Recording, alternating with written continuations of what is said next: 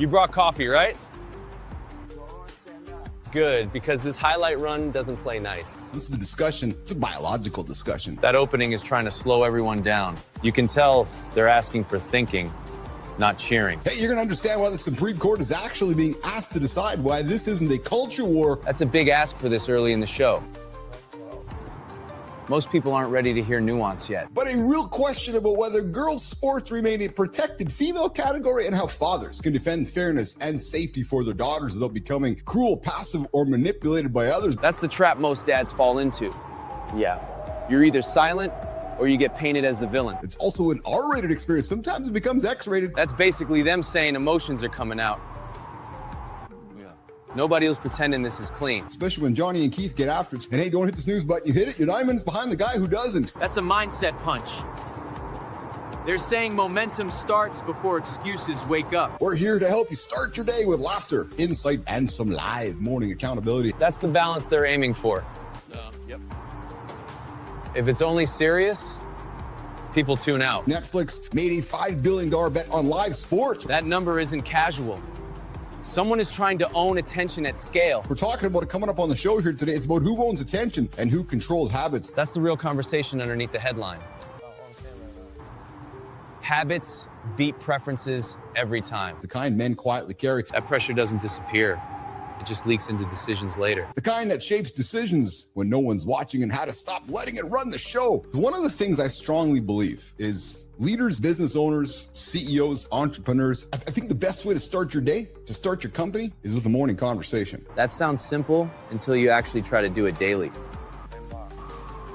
Most people avoid silence and honesty. I love the magic, and I love the magic of building a remote team. This is what I know. And I don't mean remote like everyone is sweatpants and we just, except for Nima and Jimmy. I don't mean remote like everyone in sweatpants and, we saved money on office snacks because we couldn't afford one. No, I mean like remote life. Remote, like we're building connection across distance on purpose. Remote, most people think remote work isn't a logistics problem, but it's not. Most people think that it's time zoned, it's tools, it's meetings, it's processes. And yeah, if your name is Jimmy, it is a tool, for sure, 100%, because we blame everything on Jimmy. And I love that. I love waking up every single day trying to solve problems and connect people. And I love waking up and knowing that culture isn't a poster on a wall. It's a series of choices, 1,000 micro moments. You can't fake connection, you guys. It doesn't work that way. You can't rely on, being around each other as a substitute for trust. Listen to me clearly. You either build trust or you don't. And when you do it right, it's magical. It's unreal. Remote isn't easier. No, it's just more honest. It exposes bad leadership real fast. It exposes unclear expectations fast and exposes weak culture fast. Did you design connection or did you just remove the office and hope people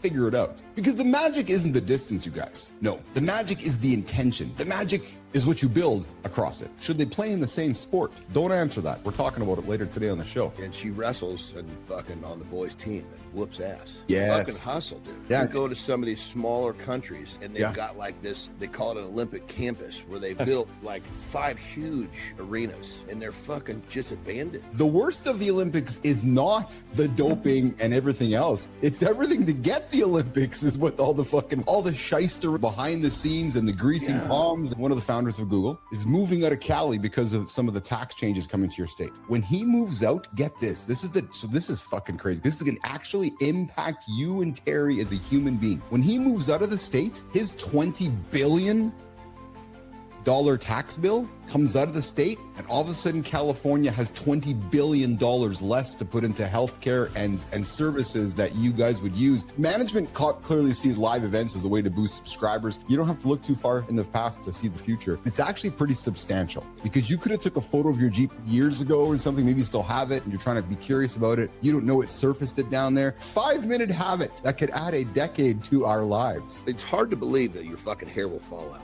if you abuse yourself with not eating and shit like that. Your own fucking energy because you're not doing the things that's going to help your body wake up. Yes. So if you're fucking one of these people, just don't go kill yourself. Just fucking start to move a little bit. It's not a 75-second hard. It is a 75,000 days of hard. I'm really on a mission with you to change people's perception that it's not that hard. You just got to get it. And I'll say it, brother, put your shoes on. I'm telling you, that trigger, I think for a lot of people, put your shoes on, because once you go through the habit of putting them on, even go buy a pair of shoes for your house. I saw a clip this morning of Stone Cold Steve Austin getting into a cold therapy for the first time. I got a guest coming up, John, who spent 24 hours running on a treadmill in a pitch black shipping container with zero company, no music, no clock, just him and his thoughts in complete sensory deprivation. And somehow he's less crazy than most health coaches out there. We talked about Google launching Gemini personal intelligence, launching this week to everybody in America, which ties in all of your search history, all of your Google tools all into one, which is going to make it a significant personal intelligence platform. If you cut sedentary time by 30 to 60 minutes a day, it was linked to 7 to 13% drop in mortality in today's no shit Sherlock department. I'm going to take these 24 hours. I'm going to go get into a shipping container. I don't want you to come with me. I'm not going to put any music in my ears. No clock, just me and just my thoughts. I mean, come on, Canadians, but you got 30 degrees lower than me, I think. Like, you spent 24 hours running in complete sensory deprivation, alone in the dark. It's when you get two guys in a car or two guys in a room and you just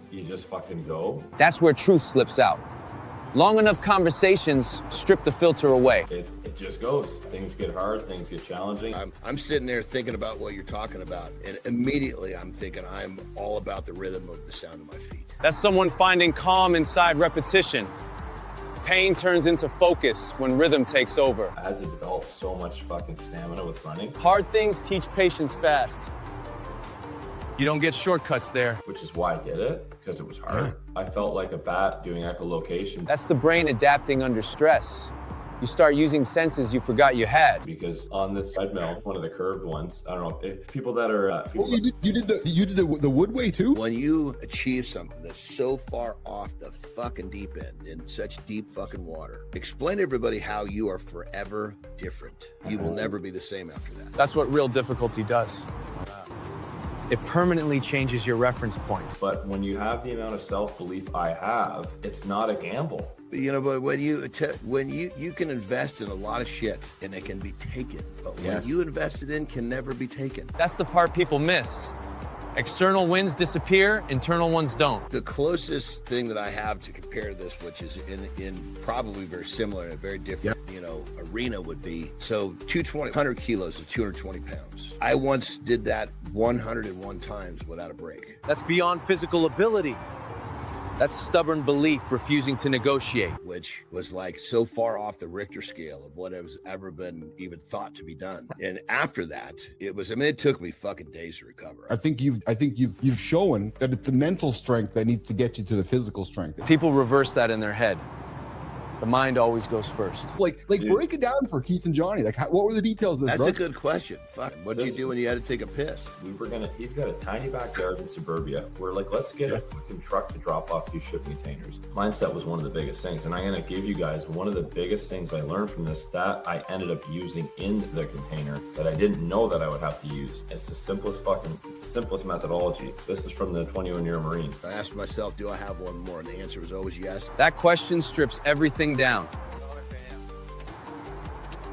You stop arguing and just decide. And the reason funny enough, I was in this fucking zone, man, where I stopped at 101 because I wanted to pass 100 to show I could pass 100, but I was fucking cramping so bad. It was like I was still doing them, but I mean, I was like, my left leg was fucking lit up. This guy ran 24 hours running on a treadmill in a pitch black shipping container with zero company, no music, no clock, just him and his thoughts in complete sensory deprivation. I always joke, if somebody can catch a fucking spaceship falling from the sky with 2 chopsticks, I think we probably can do almost anything. So don't tell me you can't do something. When you can catch the biggest object with a couple chopsticks, Josh is the first thing, I want a 6-pack, Josh. And you're like, oh, fuck. We associate body fat with inflammation. We associate leanness with capacity in a lot of ways. So that's why we look at the physical side. It's maybe not what I used to do. And I know, it's not what you used to do, but you're not doing fuck. Sell them what they want.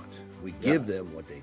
I just don't talk to them about the long term because now all of a sudden they've got that fucking twinkling around. 50 fucking weeks, holy shit, I'm gonna go find the guy that could do this in 6. Totally. I mean, that's why liposuction's around, right? It's like, fuck it, I'm gonna find a guy that can do it in a second. But you gotta understand, I went to college to lift weights. it was 5 years where everybody would leave me the fuck alone. Fuck, man. Everything comes back to belief. Every single thing comes back to belief. I feel like this is the initial lens that we see anything. I think we need to figure out what we believe, what we want to believe, and then pretty much go from there. I believe in fucking going for it. I'm not going right to college. I don't even know what I would want to do, but I know I want to be a drummer, and I'm still a drummer. And this might make you queasy, but that's okay because you're a dad. Not even gonna say what we call this stupid fucking idea, but many of you committed to it, so I'm gonna try to help you stick to it. So you've made these promises to yourself of what you're gonna do for the new year. However, if the barrier of entry is too high to get started on these days where you're having trouble, this is where you have the possibility to break the promise to yourself. Find the lowest barrier of entry to get started, whatever that is. Just do something. That's how people actually keep promises. Reduce friction, not ambition. And through doing something, you're gonna feel better. By the time I finished my first set this morning, I was like, fuck, what was I thinking? Jesus Christ, I feel fucking good now. Let's go. It feels, now I'm still tired, but I was able to get in and get it done. And that is the key. You gotta stay in the game. That's momentum talking. Action changes emotion, not the other way around. If you wanna win it, you gotta stay in it. Yeah, the guy ran for 24 hours in complete darkness That's not training. That's a psychological mirror. inside a shipping container. You heard me correct. No light, no distractions, no escape, just his mind. I think it comes down to a choice. It's basically if the female feels that she can compete at That's where theory meets reality. Yeah. Edge cases expose the rules. a higher level and she's truly a female, then that's one thing. Then we fucking find out A boy. she used to be a man. Yeah. How the true girls were fucking pissed. That reaction makes sense. Emotionally, people feel consequences before policy. We pride ourselves on very much having a welcoming, safe space. They're drawing a boundary here. Safety and inclusion aren't the same conversation. I cannot repeat enough times. We actually don't care what gender you are, what color you are. I had one gentleman, he would have been proud for me to say. Yes. He wanted to be a powerlifter, but he came from the other side of the fence. The advantage goes to the guy who's willing to fucking do the most research. That's uncomfortable because it's true.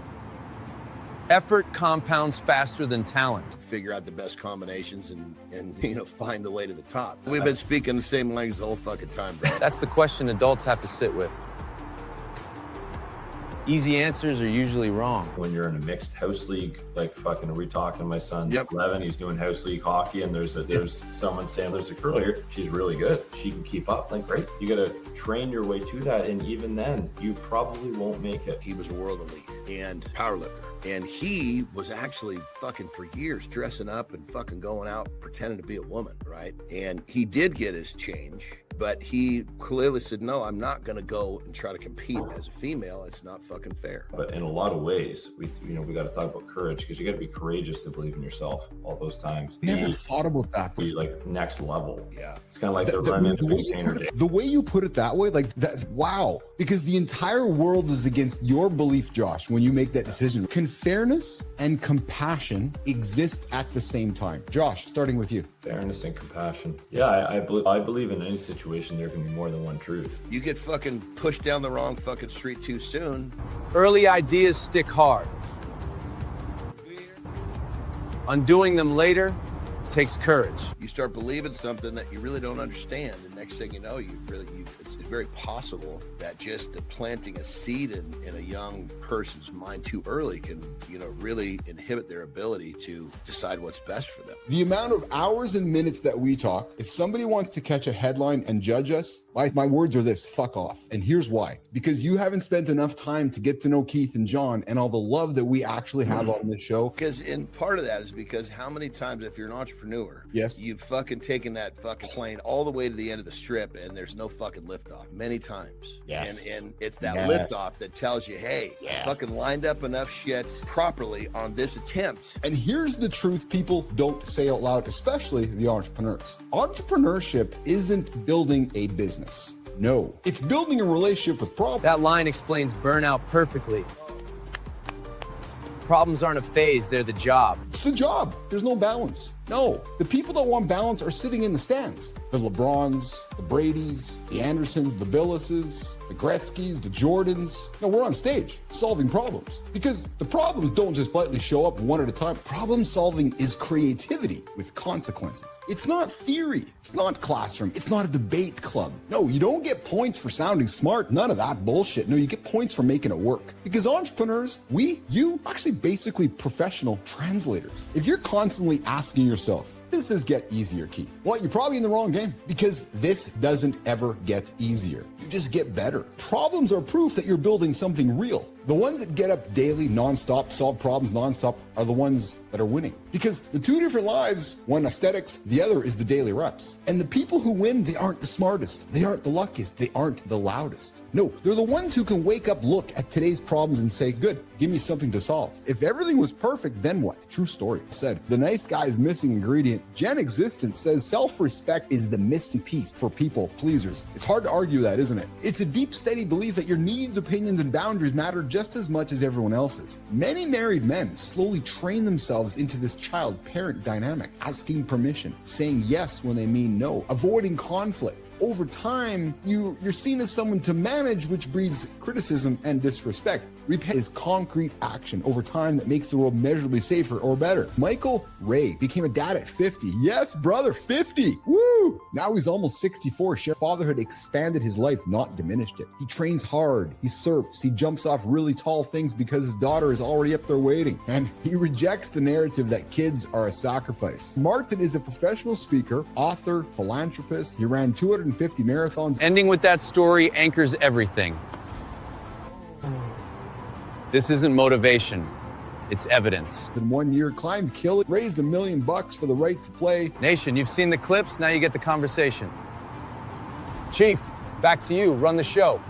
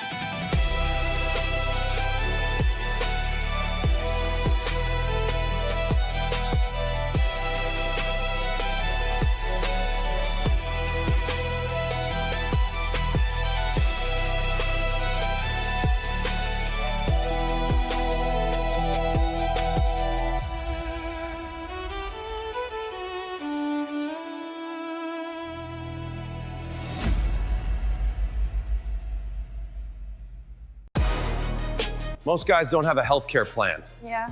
They've got a panic plan. Yeah. It only activates when something finally scares the shit out of them. Yeah. And today we're giving you something better. A clear system for 2026 that protects your wellness before fear gets involved. Only on mornings in the lab with the Smoke Show. Watch it, smart guy. I love you too, Sophia. Welcome to the big show.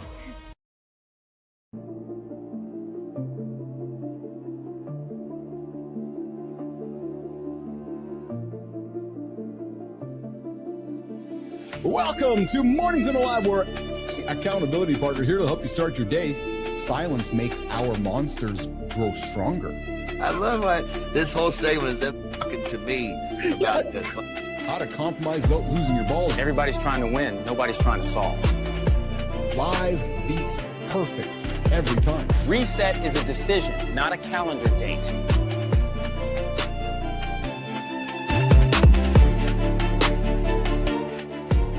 Don't chase details. Chase the lesson.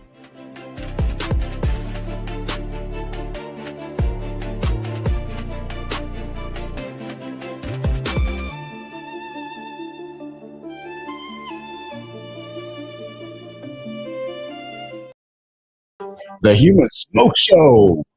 Sophia Grant. And that's Frankie.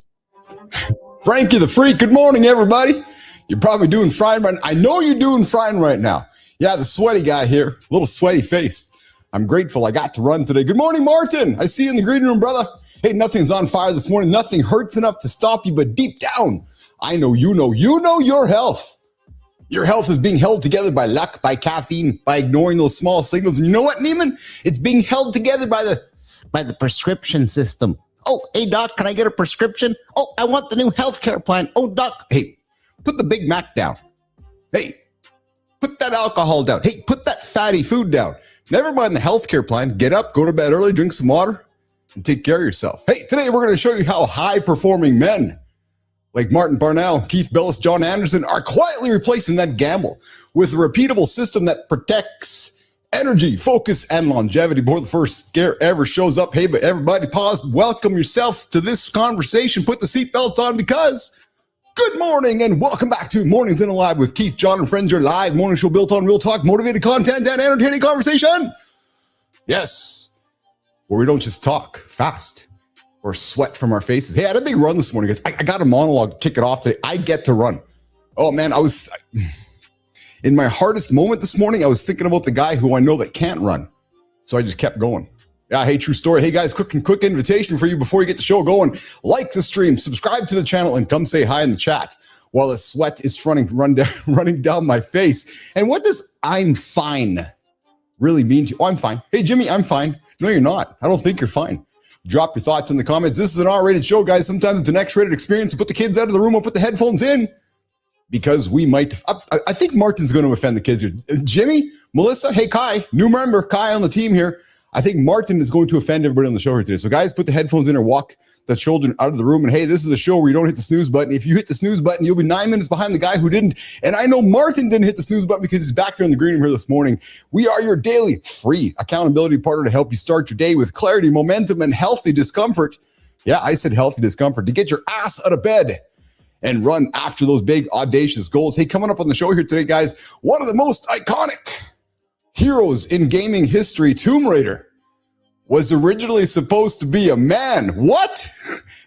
We talked yesterday about genders, and today we're talking about wrecking my childhood memories of Tomb Raider. Lara Croft, Angelina Jolie, supposed to be a man. Yep, true story. Anyways, Sophie Turner is stepping into the role, and it's not just about outrage or applause. It's about how roles evolve and why certain templates, well, they stick, and why men feel oddly connected to stories like this just decades later. And from there, we're going to take apart a rumor that refuses to die. Yeah, Jimmy told me, Jimmy's adamant that the Earth is going to lose gravity for 7 seconds in 2026. So nation, come talk to Jimmy in the comments. Tell him he's full of shit. Yeah, so apparently we're going to lose gravity in 2026. So and Jimmy's working on convincing me last night that actually we're going to lose gravity in 2026. We're going to walk through what's being said, why it's spread, and what actually happens when physics meets the internet.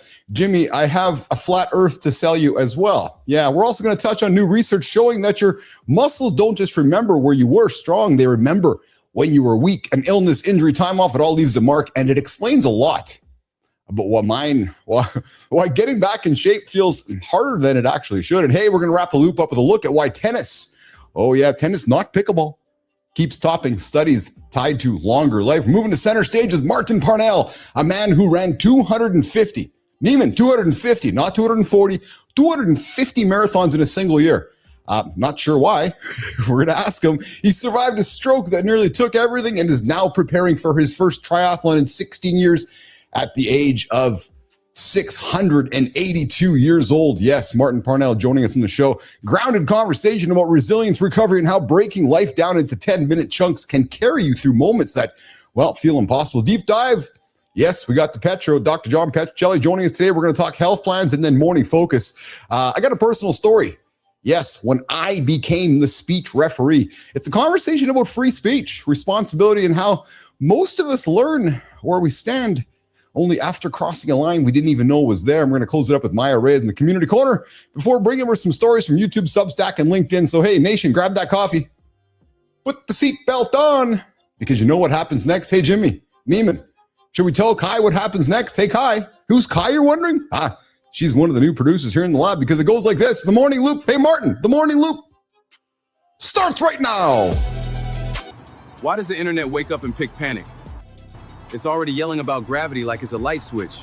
If gravity turns off, I'm calling in. I'm not dying because of a TikTok countdown. Meanwhile, your body is keeping receipts. Muscles remember your best days, and they remember your weak ones too. That one hits. It's like your legs have a memory card. Never was. They save the wins and the layoffs. Then we get the curveball. Tennis is quietly outliving everybody. That's rude to every treadmill guy. So the secret is a racket and a friend? That's annoying. I wanted the answer to be suffering alone. Plus Tomb Raider chaos. It was supposed to be a man, Sophie Turner matters, and honestly, today's lineup is wild. Let's get rolling.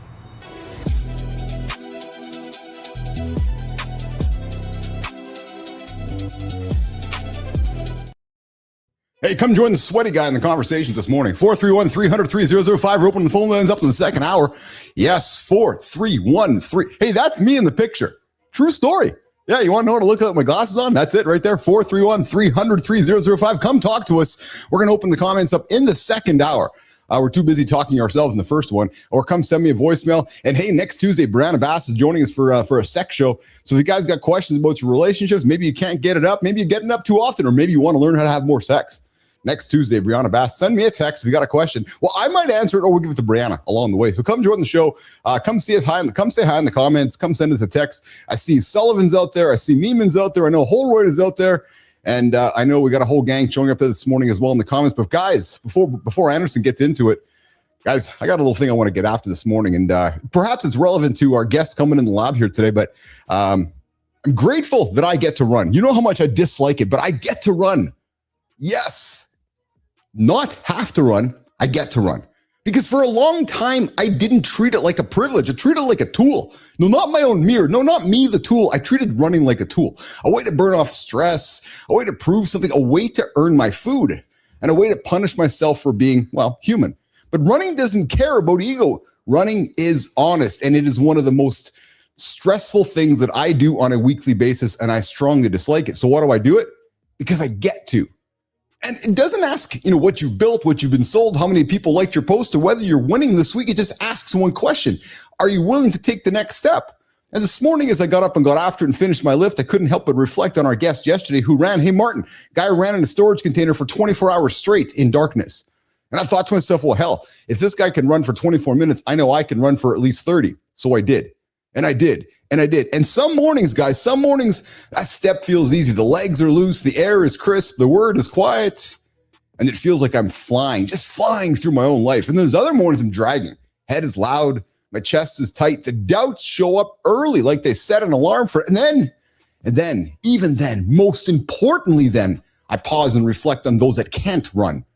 And I say to myself, man, am I ever grateful that I am able to run? Because the run becomes my negotiation with myself. And I was fucking doing it for second after second after second this morning over there. And I'm going to tell you guys, this energy this morning is because I ran nonstop continuously, and I did it. Because I got to do it.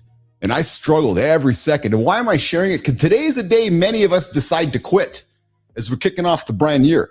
And I'm like, no, I can't do it. I could choose to do it, but I'm not going to do it. So I didn't do it. I'm not a victim of my mood, and I'm not at the mercy of the noise in my head. I'm in motion. And the motion that I was going through this morning, it changed everything. Running, as I'm learning, is the simplest form of leadership that I know. You choose discomfort on purpose. You choose consistency over comfort because that consistency is leg after leg after leg after. You choose the long game even when nobody's watching, just like the fellow in the storage container yesterday.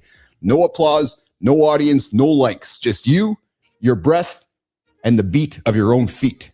And here's the part that hits me every time. There are people who want to run and can't. They're injured, they're sick, they're recovering, they're aging, they're gone. And I don't say that's to get dramatic. I say it because it's real. The ability to move is not guaranteed. It is not a right. It is a loan. And here's the thing, you guys. That quiet confidence that I got through it this morning, and I did what I said I was going to do. I said I was going to run nonstop until the end.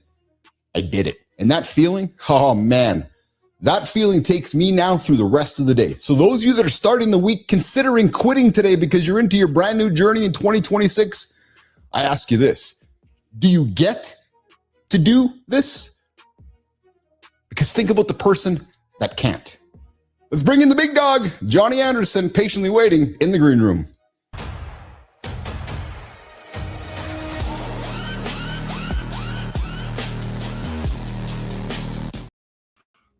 Buddy. Good morning, brother. How you doing?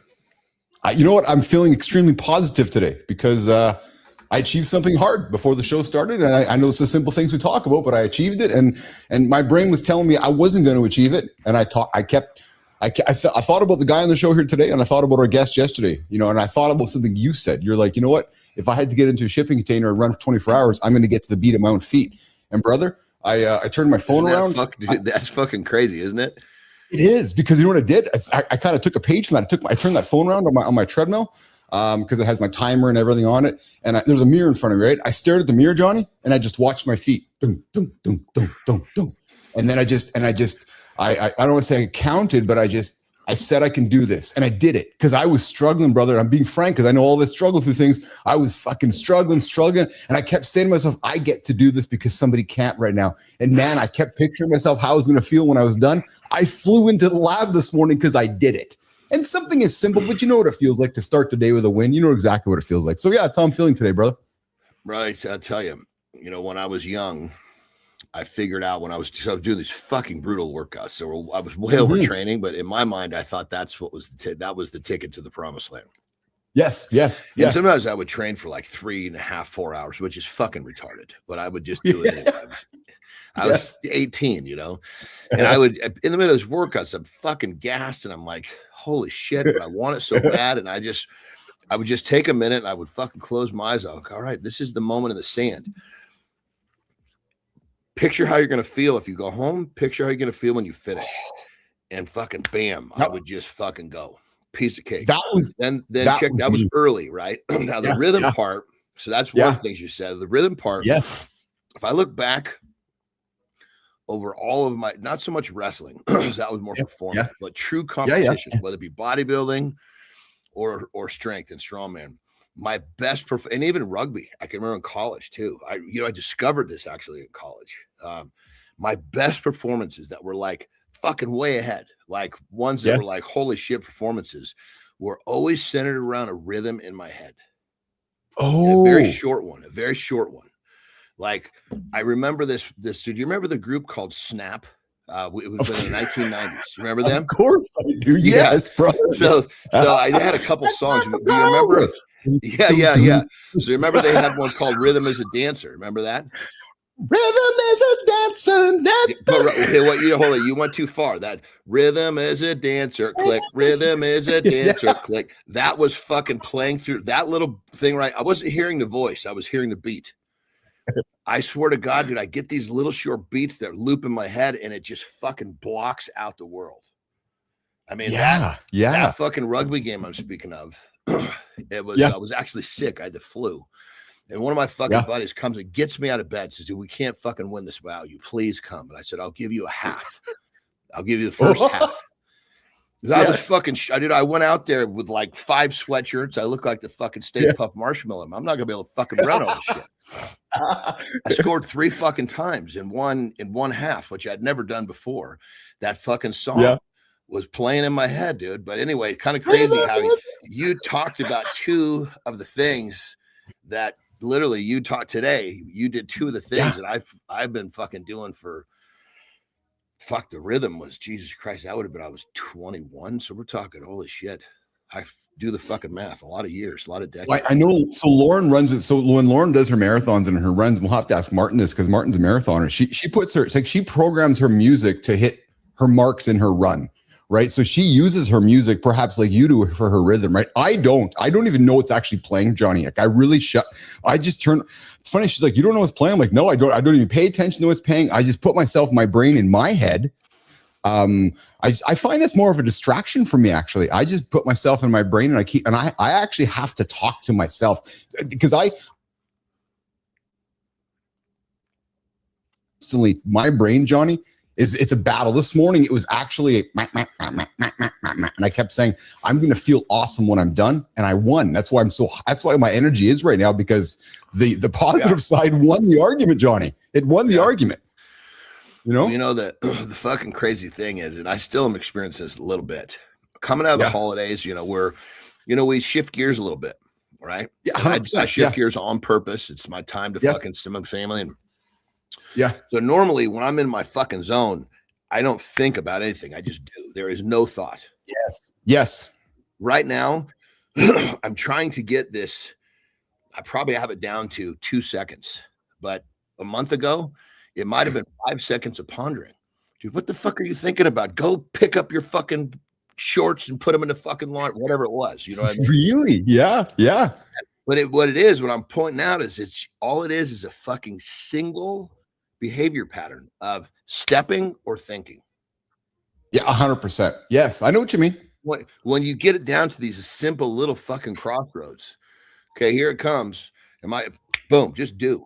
And as soon as you don't want to stop. And what you're describing felt so good. It makes it so much easier to do it next time because you could recall. Now you associate those difficult times. Positive associations are massive. Now, like, fuck, I remember this feeling. I want to do it, but I remember exactly how I felt when it was done. Let's fucking go, pussy. That's it. That's exactly it. Good morning, everybody. Hanging out with Keith and John this morning on Mornings in the Lab with Keith, John, and friends. We got our guest coming up, Martin Parnell. Johnny, the guy ran 250 marathons in 1 year. We'll have to ask him if he's crazy, but he 200. And he's going to run. This is Martin. This is a guy giggling in the green room right now. Yeah, that's it. Yeah, I think he's wondering what the hell he stepped himself into. He's got a couple old white guys singing Snap from I've Got the Power. Hold on. Let's get that straight. There, one of them was singing. Hey, did you grow up with Tomb Raider? Lara Croft? Of course you did. Who? Angelina Jolie. Remember Angelina Jolie when Tomb Raider, Lara Croft came out, that movie like 1,000 years ago? I remember her specifically, but these fucking stupid movies these people did, I never went to watch. Tomb Raider. Just the fucking goddamn title tells me don't go. Well, so Raider? Are you fucking kidding me, dude? I know that you know this. Hey, Sterling, Preston, what's the controversy with Lara Croft and Tomb Raider? Let's get after it this morning on the morning. Tomb Raider almost shipped with a dude. Then they pivoted and the whole culture moved. Sophie Turner stepping in isn't cosplay. It's strength without the volume knob. That's our lane in the lab. We don't chase loud heroes. We chase the guy who can repeat it daily. I know you remember when Angelina Jolie played Lara Croft. So Tomb Raider was a big video game, John, that we grew up with. I know you know it because it was all around us. It was like Indiana Jones. Well, there we go. See, it was a little video game. I honestly don't remember that. No, but it was a cult. So you would have saw images of her like on posters because when Angelina I remember Jolie, the movie. I remember you couldn't fucking get away from the movie. That's part of why I didn't go see it. I was resistant to pop culture. Remember? Yeah, I do. Yes, I do. So my point is, they're re-released. The movie's coming out again, and Sophie Turner, actress, is going to now step into the Lara Croft role. But what I found fascinating when I dug into the story is that it kind of links to our conversation yesterday about boys playing girls sports and girls playing boys sports, is that many men don't know this, but Lara Croft is actually supposed to be a boy. Yeah, true story. So, but the pivot took the advantage that it was the decision helped Tomb Raider stand out in the '90s market and turn Lara Croft into a cross media icon. So, I thought it was quite fascinating because most of us don't know that it was supposed to be a man, but when they first established that character, John, it was too close to Indiana Jones because we both grew up with Indy, Harrison Ford. Right. And they had to change it to a girl, hence Angelina Jolie. And then it became a girl thing. But most men don't know that even though we're all talking about Sophie Turner, it actually was supposed to be a guy. So that was kind of neat. There you go. Little culture news for you this morning on the show. Well, so think about it like this. Yeah. If you got 10,000 people, average people running, oh my God, we got to check this out. Right. Yes. Which is what fucking happened with some of these stupid fucking movies. Right? Yes. Nothing against her. It was just Tomb Raider. Are you fucking kidding me? Anyway, Yeah. I can tell. Let's put those 10,000 people on a fucking line. Very few of those people I'm going to want to fucking sit next to. I'm just talking about in my beliefs and what I'm trying to achieve. These are the motherfuckers. A good chunk of these motherfuckers are standing in the fucking line in 7-Eleven buying a fucking real Coke and a fucking pack of cigarettes and a lottery ticket. And they're taking way too long to fucking pick out which scratcher they want. These are the people I try to avoid. I don't want to gather with them in a fucking movie theater. I'm not far behind you, Anderson.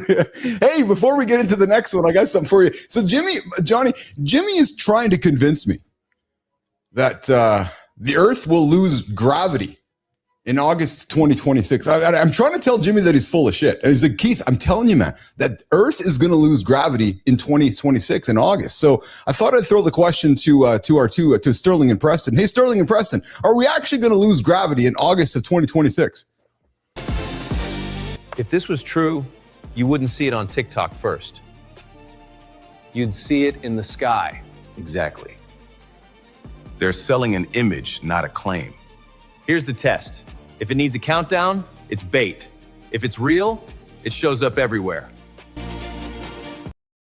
I pride myself on putting facts out there, and there's a ridiculous rumor on the internet, because we know everything's true on the internet, John, that not only is the Earth flat, but it's not just the internet.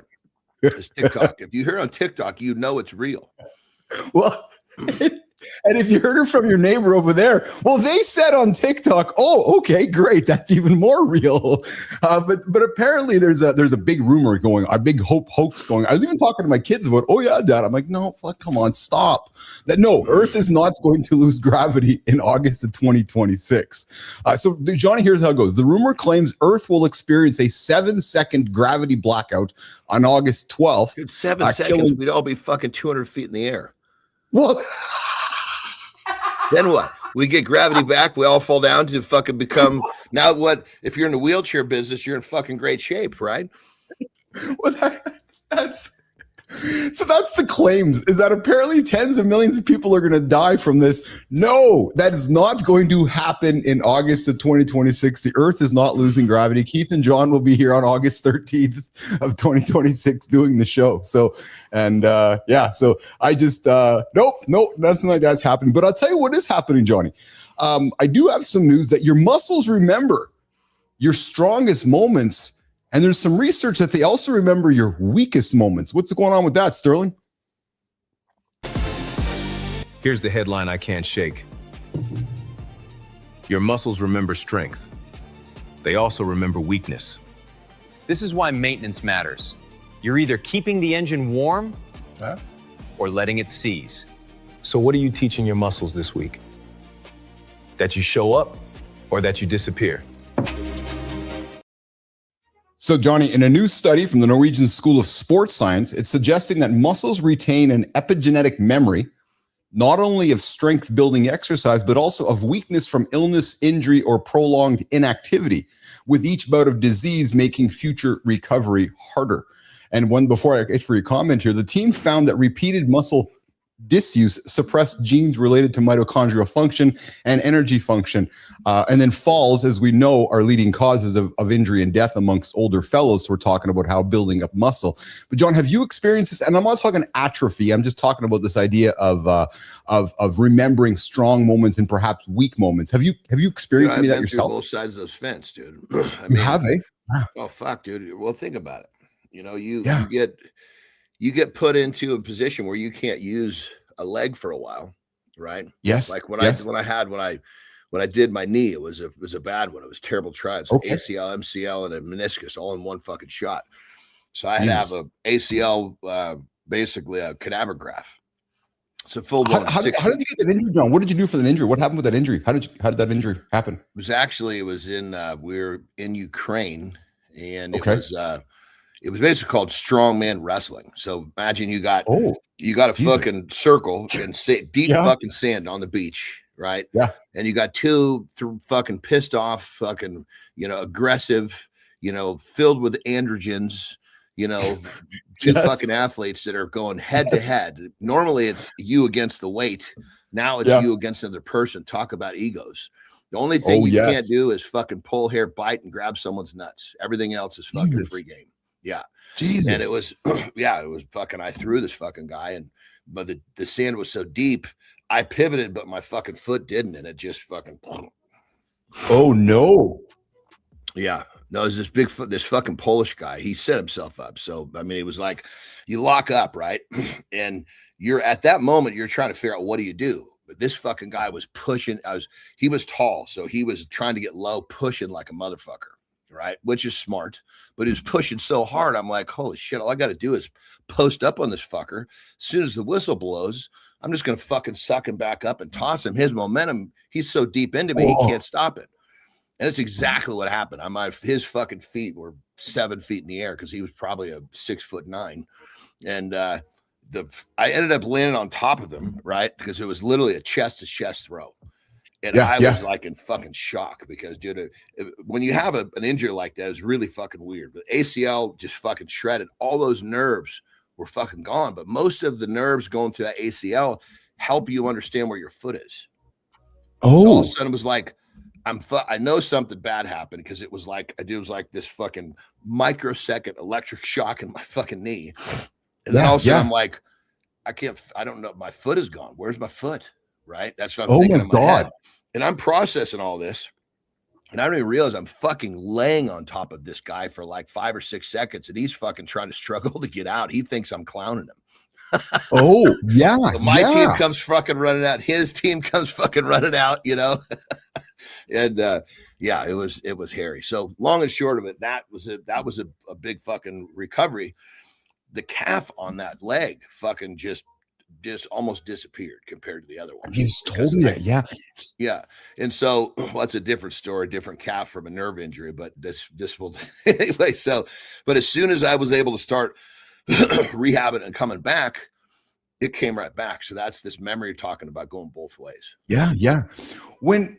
As you're sitting here telling that story, I gotta think your brain is replaying the sound, the feeling, the moment. Because you don't forget that feeling, you don't forget that sound. You don't, because when I've heard of athletes who've ripped or torn an MCL or ACL, they've described it the same way you have, which is like it's a moment. Do you remember that? It was a massive event for sure. I mean, it was like But it's weird. It happened so fast. There was less to hear. Like when you tear a muscle, you hear like it sounds like it's an audible, like somebody might be like, oh fuck, dude. It's in your head but you like if you ripped a shirt. It's like a second of listening, right? Probably slowed down your head. This thing was just it was more like a flash of light. This one, Jesus Murphy, like this intense flash of light. Wow. Yeah. Today we got a guest who went from not being able to walk, John, to the bathroom by himself after a stroke to running a marathon in one of the most dangerous countries on earth. And he's about to attempt his first triathlon in 16 years. Martin Parnell is joining us in a few moments here on Mornings in the Lab with Center Stage, Sophia Grant, Keith Billis, John Anderson. I got a sport coming up, John, that keeps us healthiest the longest, and no, it's not pickleball. But before we do that, I know you like cool shit like I do. I know you have as curious, if not a more curious mind than I do. And I'm always just curious about how things work. Well, so a few months back, there was a big explosion happen over in Europe and in Iran, where they dropped that big bomb on that big piece of concrete. And again, I could care less about the politics of it. I found a video of what a 30,000-pound bomb looks like, John, when you drop it on a mountain. Jimmy, let's run this clip, man. Show Johnny this. This is pretty cool, man, because it's down to the micro. Watch this. You can see it enter. Watch slowly. Oh no! So Jimmy, if you run it back to the beginning there, I want John to see it dropping from the sky here. Yeah, check that out, dude. So this thing is 30,000 pounds. It's the biggest bomb that America has, and it shows it. Jimmy, if you go back to the beginning, though, I think you can see it at the beginning when it's done here. Watch this thing slowly come from the sky. Look at that. See the top right corner? Look at that. Yeah. And that's entering through a door entrance. That's how. So think about like a 4-foot entrance, and that's built to go straight down like into a massive like a mountain. It's like a bunker or something. Yeah. It actually penetrates. So Johnny. The fire we're seeing is coming out another exit of that space. Is that right? Yes. Yeah. So that thing goes down approximately 200 feet. Right into reinforced concrete. But I thought it was pretty fascinating just to see the close up of that big, because we see these bombs and missiles laying on things, but to see it enter, like, look at that. That was pretty fascinating, actually. That was pretty cool. So just these little interesting things. You see this shit, like when you see like different footage of like testing different, the amount of power and energy that these things, it's like we literally can't even really understand it. No, we can't. There's no grasp on it. That's why these things I think are pretty cool. So, all right. So, hey, listen, there's a sport that has been ranked that is the New York Times has come out and published the top list of sports linked to longer life. And John, unfortunately, it's close to pickleball, but Sterling, Preston, what is it before we bring Martin Parnell in? The list isn't saying tennis is perfect. It's saying playing a sport might beat solo training for years. Because sports have rhythm. Points start, points end, you reset. Life's the same when you stop spiraling. So what sport forces your reset? If you can't name one, you're not training. You're coping. So, dude, there we go, man. Tennis. The piece published this recently here talked. This happened in Denmark. They followed almost 8,500 participants, John, over 25 years, man. Like, so not a short study, a 25-year study. They found that these tennis players lived on average almost 10 years longer than sedentary individuals. Dude, my comparing my oldest brother was a tennis pro, and he still plays tennis. Fuck, he's Jesus Christ, he's 68 years old, and he's fucking still fucking rocking, dude. I mean, you look at him, you don't think this is a fucking almost 70-year-old man. No shit. Yeah. So they did some other ones too, which was soccer, 4.5 years, swimming 3.5 years, jogging. Sorry, Martin, jogging 3.2 years. And then a separate study, John. Real quick, hold on. Look at as that chain goes down, it's less head to head. Oh, interesting. Because what I see in this is purpose. It provides your exercise purpose. Anytime you have more purpose in something, you're going to commit more, which you're going to get more out of it. Oh, I love that. Yeah. So that's actually fascinating to hear you say it, because University of Sydney tracked over 80,000 participants, John, over 9 years, and you just nailed it. Racket sports, purpose, right? People playing against each other. So pickleball, tennis, badminton, 47% lower risk of all-cause mortality compared to non-exercisers. So that's a really cool observation. I went through this. I mean, literally 50 was my last. I competed right before I turned 50. Okay. So let's just say my 50s. I'm 54 now. So 3 full years. I just turned 54. Yeah. As the first time since I was, Jesus Christ, first time in my life, actually, because even when I was just a fat little fucker starting to train, I knew there was something I was working for. Now I don't really have the purpose in my training is not so, it's not as purposeful, because yes, I enjoy it, but it's not like I'm preparing for. When you're preparing for something, it's very different. Yes, absolutely. Yes, 100%. So it's very. So I can understand where people come from. I mean, it's like it's when you're doing something with a purpose, head to head, one-on-one Yep. basketball, tennis. Yep. You know, Yep. it's so much easier because you get involved with that, the competitiveness, the I'm just going to say the competitive part. Yes. Yeah. And the competitive and the camaraderie. Right. And there's something to be said for, wanting to go compete with somebody, create camaraderie, have some fun. And to your point, it's purpose. Right. So guys, coming up, Martin Parnell in a few minutes here, but tennis and other partner sports, they foster that camaraderie. They foster that emotional support, the factors that research has independently linked to longevity. We'll have to ask Dr. John Petrocelli about that coming up in the second hour. Unlike more solitary activities such as running or swimming, tennis typically requires another person. And those natural habits, well, what do? They build. Hey, Sophia, they build community connections. You're not unmotivated. You're tired of starting strong and quietly watching yourself drift off again. You know what needs to change. What you don't know is how to stay steady when real life pushes back. That gap between intention and follow-through is where self-trust slowly disappears. Today's guest has lived inside that gap. Not once, but over and over, and figured out how to close it. Martin Parnell is a professional and TEDx speaker, author, philanthropist, and a 5-time Guinness World Record holder. He ran 250 marathons in 1 year, climbed Mount Kilimanjaro in 21 hours, and raised $1.3 million for Right to Play. But none of that came first.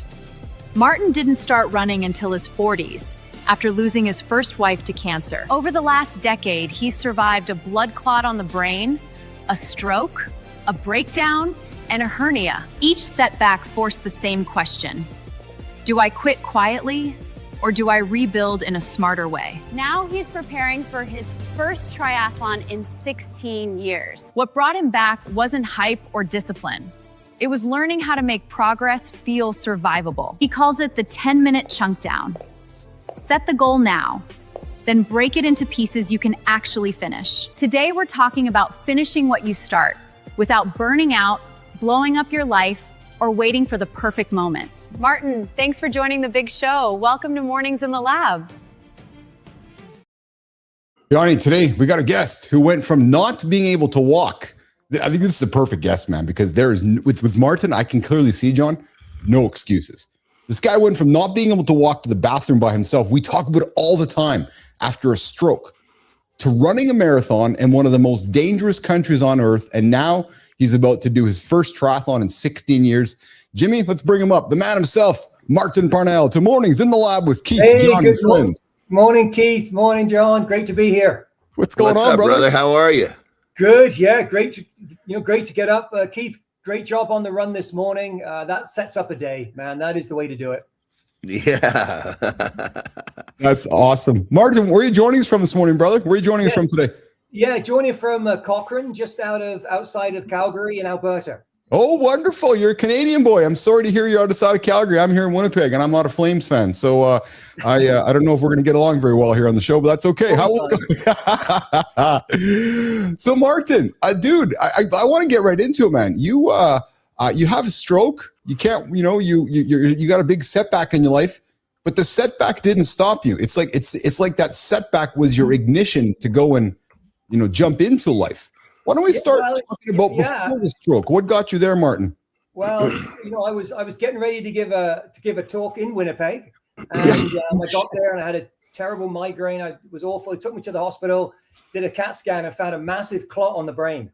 Murphy immediately put me into an. So you said it started off with a migraine. Is that right, brother? Yeah, really. Okay. I don't normally get migraines, but this was one that was just a killer. And when I got to the hotel, the organizer of the talk said, "Martin, you look terrible.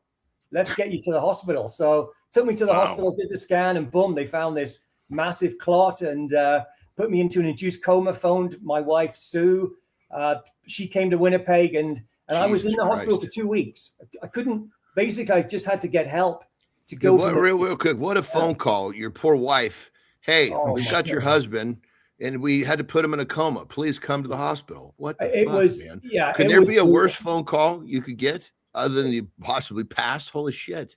Exactly. She was expecting a call saying, "Hi, Sue. I'm on my way home," and she gets this from the nurse in the hospital. Fuck. So it was honestly, and I had come from running a bunch of marathons to suddenly. I couldn't walk that 20 feet to get to the washroom from the hospital bed. Murphy. Wow. Johnny, get this though. But John, get this. It doesn't stop here, man. So Martin has faced a blood clot on the brain, a stroke, a breakdown, a hernia, and John, the guy doesn't stop. Martin, why don't you stop? Because as you said earlier, Keith, you know, we don't have this isn't, we're not entitled to this. This isn't the right. We can do this. We're so lucky to be able to do this. And my attitude fits along with the thinking here, guys. You know, if we can put a step forward, then we should.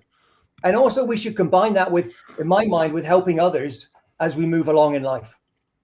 If we can put a step forward, Johnny, we should. Isn't that profound, eh? Like, honest to God, right? It's like, I go back, John, if your shoes are on, why don't you use them? Well, I mean, what are shoes for? You're going to fucking get busy living or get busy dying. You know, I mean, Yeah. you could be dying. You could literally be dying and still trying to live. Absolutely. Absolutely. It's in here, guys. It's in here. Yes, This is where it 100%, lives. brother. This is where it sits. And So it's Mar- what you got to use. So, Martin, let's go back, man. Let's go back to that moment when your brother challenged you to run a marathon. And you said yes. And you said, and John, he said yes when you could barely even run 2 kilometers. Yet your brother challenged you. And I wanted to, so was it playful challenging? Was it brotherly love? Or did he say, hey, and pardon me, but he say, Martin, you're looking out of shape. You're fat or something. You should go for a marathon. Like, what was the motivation for him to kick you in the ass? Let me take a stab at that before you answer, Yeah. brother. I think your brother knows you well enough that if he put something in front of you like that, it was going to prompt you to fucking do it, which meant you were going to get back to your normal way. Absolutely, John. I mean, you know, brothers, siblings, my God, you know. Love it. You can't love them, you can't hate them, right? So you know, the brother, I mean, I got 2 younger brothers and very competitive, you know, whatever, I don't care what you're doing, someone's got to win. And so I got the call on my birthday. It was my 47th birthday. My wife had passed away a year before, and I was not in good shape. I have a couple of kids, and I was not, you know, I was just feeling so depressed. And I think it was synchronicity. You know, my brother phoned me. I'm not saying he did this knowing this would help me because he's my brother, you know, he challenged me, but I said yes right away. I mean, I just felt I had a yearning. I needed to do something to help myself in this headspace. And that night I went out and I had a pair of tennis shoes. Funny you should mention tennis. Pair of tennis shoes and some track pants and a fleecy top and a hat. It was in Sudbury, Ontario in the winter. I went out, I ran that 1K out and 1 came back, and it was terrible. It was absolutely terrible. When you say terrible, describe terrible. I was cold and wet. My tennis shoes were soaked. They were freezing. And my fleecy top was you know, just soaking wet. And I'm thinking, I just kind of walked 2K. A marathon is 42.2 kilometers. How the hell am I going to get that done? How did you? How good question. So, you know, like any good male, the next night I decided to run twice as far because, you know, surely things get better. So I ran 2K out and 2K back, and it was doubly bad, guys. It was not, I was thinking, Martin, you're an idiot, you know, but my brother challenged me. So I had to, you know, try and use the brain. I need help. I got to get help. So over the weekend, I went down to the running club in Sudbury and said, hi, I'm a new runner. I'm 47 years old. Can you help me? Wow. Just like showing up to an AA meeting. I love that. Hey, John, Martin has 5 Guinness World Records in endurance events. And for the guys watching, so right now, Martin, we're mid-January. It's unfortunately Quitters Week for folks that are trying to get themselves together in 2026. But you didn't quit. What's the difference between setting a goal, Martin, from your experience, and then actually following through? And from what you've observed in your, you know, incredible journey through life, where do most people fail when they set a goal and then they can't follow through? Yeah, you know, the thing, and going right back to that first marathon, I mean, after those, you know, first couple of efforts, I thought, this is useless. Like, what can I do? And so I had to do one step. I had to do one thing. I thought, well, what's one thing I can do to maybe get me along the journey? And I know asking for help is not easy sometimes. You know, in my work life, I got help. I got in a work situation, I got counseling, and I got counseling after my wife passed away. I thought, well, that helped me. So let's ask for help. Let's find somebody, an expert or somebody who can maybe take me on that next step. And that was I the love big that, step, brother. guys. Taking that next, just saying, I need help. Look, I need help. Brother. I would like to do this, but I just don't know what to do next. Every time I transition into some new huge venture, I'm always go and find an expert. Look, this is what I'm doing. This is where I am. This is where I need to go. You have the knowledge I need, and I need it now. So let's fucking work something out. Give me that shit. Let's go. No, that's right, John. I need it Martin, now. John walks into Keith and Martin's coffee shop. Hi, I want to be an expert in coffee, and I need your advice, and I need it now. Okay. That's the way to do it. Well, because I mean, when you're talking with a coach, what does he want to see? He wants to see the first step. He wants to see a certain. Yes. Guys, you know, a good coach is not going to fucking work with you unless you show him what he wants to fucking work with. Exactly. And let's be clear. The only thing that's going to happen is what happens right now. The only thing that's happening right at this moment is me and Keith and John having a conversation. Yeah. What happens now is what it's all about. Yes. Whatever happened in the past happened. Whatever the future is going to bring, it'll bring. But you got to do something now. Well, I'll tell you what the future's bringing. The future's bringing nothing but synthetic content to our world. And I got a video for us. I got a quick little segment called AI or Not AI. Johnny, question for you. Martin, for you. Jimmy, run the clip.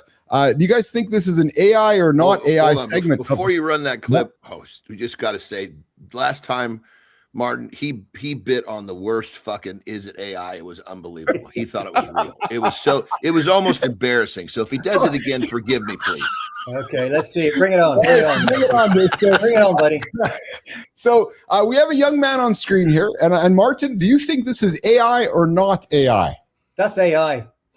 Interesting. Johnny, AI or not AI? I want to be able to hear it before I don't have quite enough information. Hey, is there some audio, Jimmy? I don't know if there's audio or not, actually.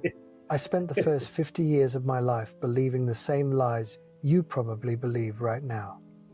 I thought I had it all figured out. I had the career. Johnny? I'm going to have to lean into the fact that is AI, although it's not such. The last one was just like fucking slap you in the fucking face. Dipshit, this is AI. This one is a little better, but I'll still go with AI. It's AI. Yeah. And I put it up there because the deep faking of videos is getting harder and harder to tell. So, let me just fill in my man Martin here. So the last one was a fucking huge cruise ship, like one of the biggest ones you've ever seen. You guys on the fucking desert, like up on the fucking desert, like no ocean within fucking sight. And he thought that was fucking real. Oh no, Keith, no. That's terrible. So when you're looking at that, you don't even at first have to look at does it look real? You just know it's not. So Martin, it's like looking at a fucking guy with 16 heads. Is this AI? Martin, you talk about brotherly love. Well, you can see our brotherly love. I can see the vibe. Yeah, that's good. I like it. Hey, Martin. So in your workshops, you talk about people who are motivated for change, right? It's a brand new year, but yet there's this lack of clear, actionable process. Martin, what's the biggest misconception people have about goal setting?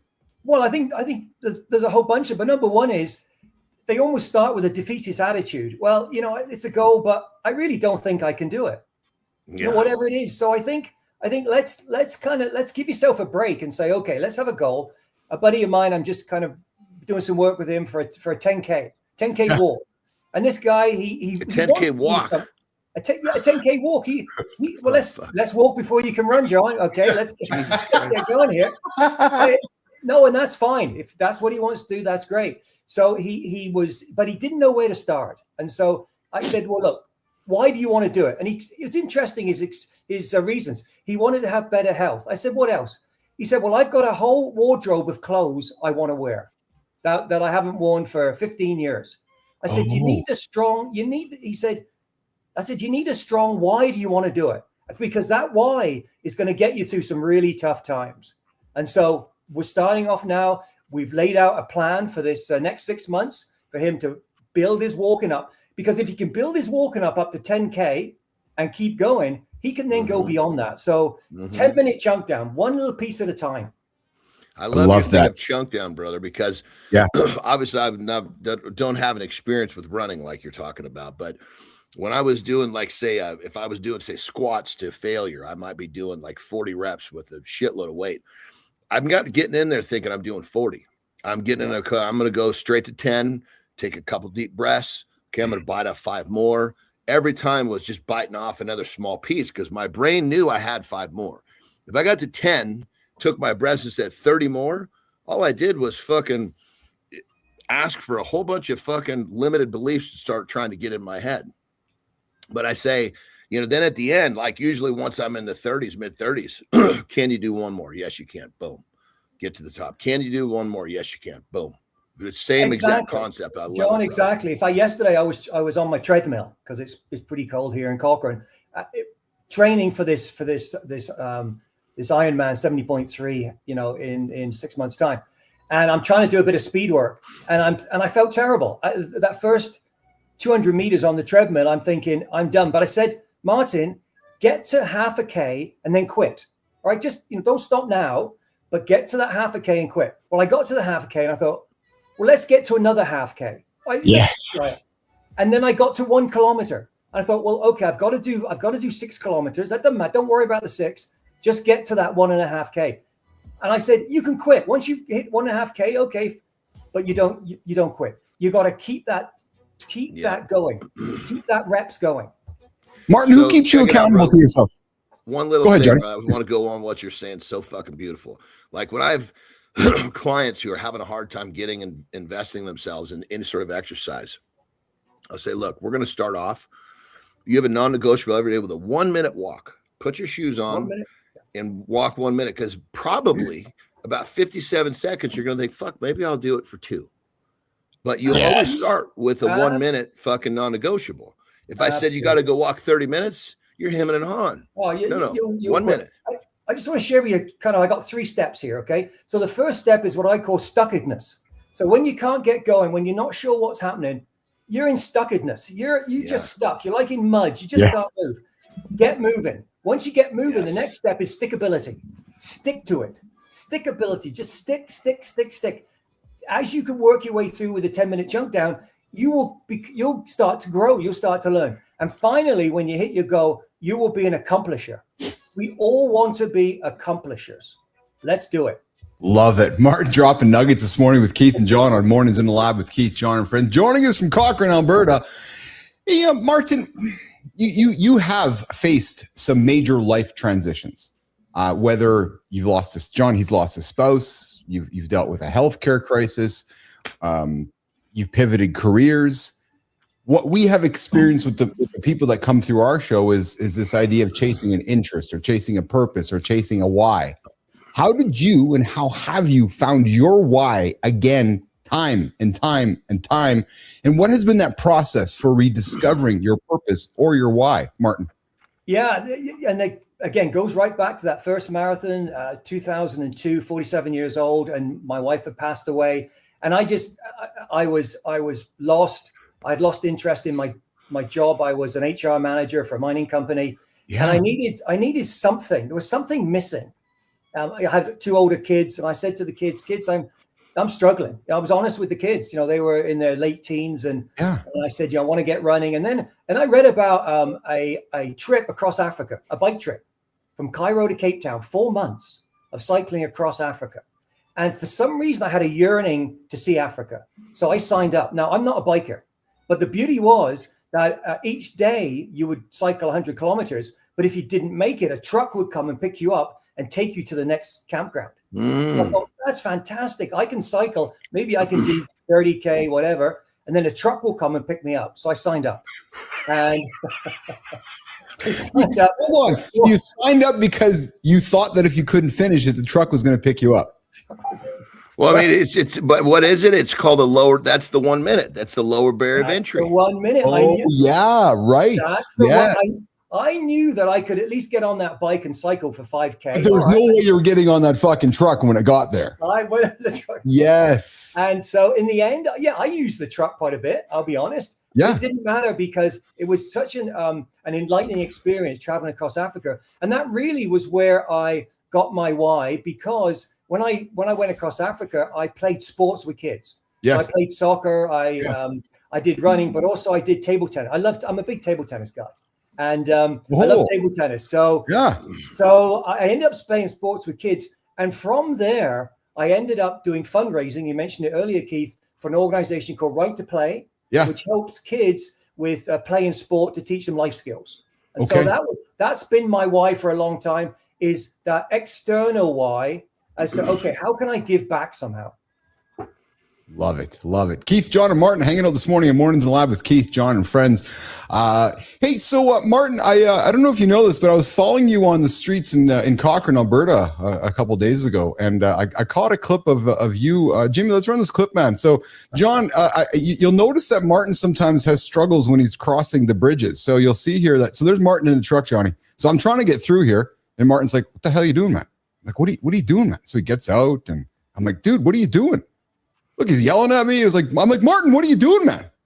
It's supposed to go back and forth on the. So it's like Martin, it's supposed to be a give and take situation to go over the bridge. So I'm backing up, and Martin's getting frustrated with me. I'm like, "Dude, I'm from Winnipeg," and Martin's like, "No, but I'm from Alberta." I'm like, no, dude, I don't care. You got to let me go first.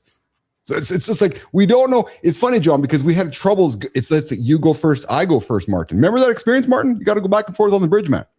Is my bit working? No. It's all you fucking nutty Canadians. I'd have had that fucking worked out in 2 seconds. I saw this and I'm like, I got to tease Martin on this one because, what the hell's going on there? It's like you can't figure out how to go back and forth on a bridge. The one guy's like, so did you see that? The guy's barking at the guy going, "No, I'm going to go first." Yeah. That's ridiculous. That's Alberta, John. John, that's just what happens in Alberta. I know you have some friends, Clarissa and Tyler from Alberta, but Martin's from Alberta. Those just those crazy Albertans, Martin. That's just you guys crazy out there. So you don't try to hide behind one fucking area. You guys are all in the same fucking boat. Well, shut Anderson. What do you think? Do you think when you say fucking, when you start barking at the fucking US, are you categorizing it by state? No.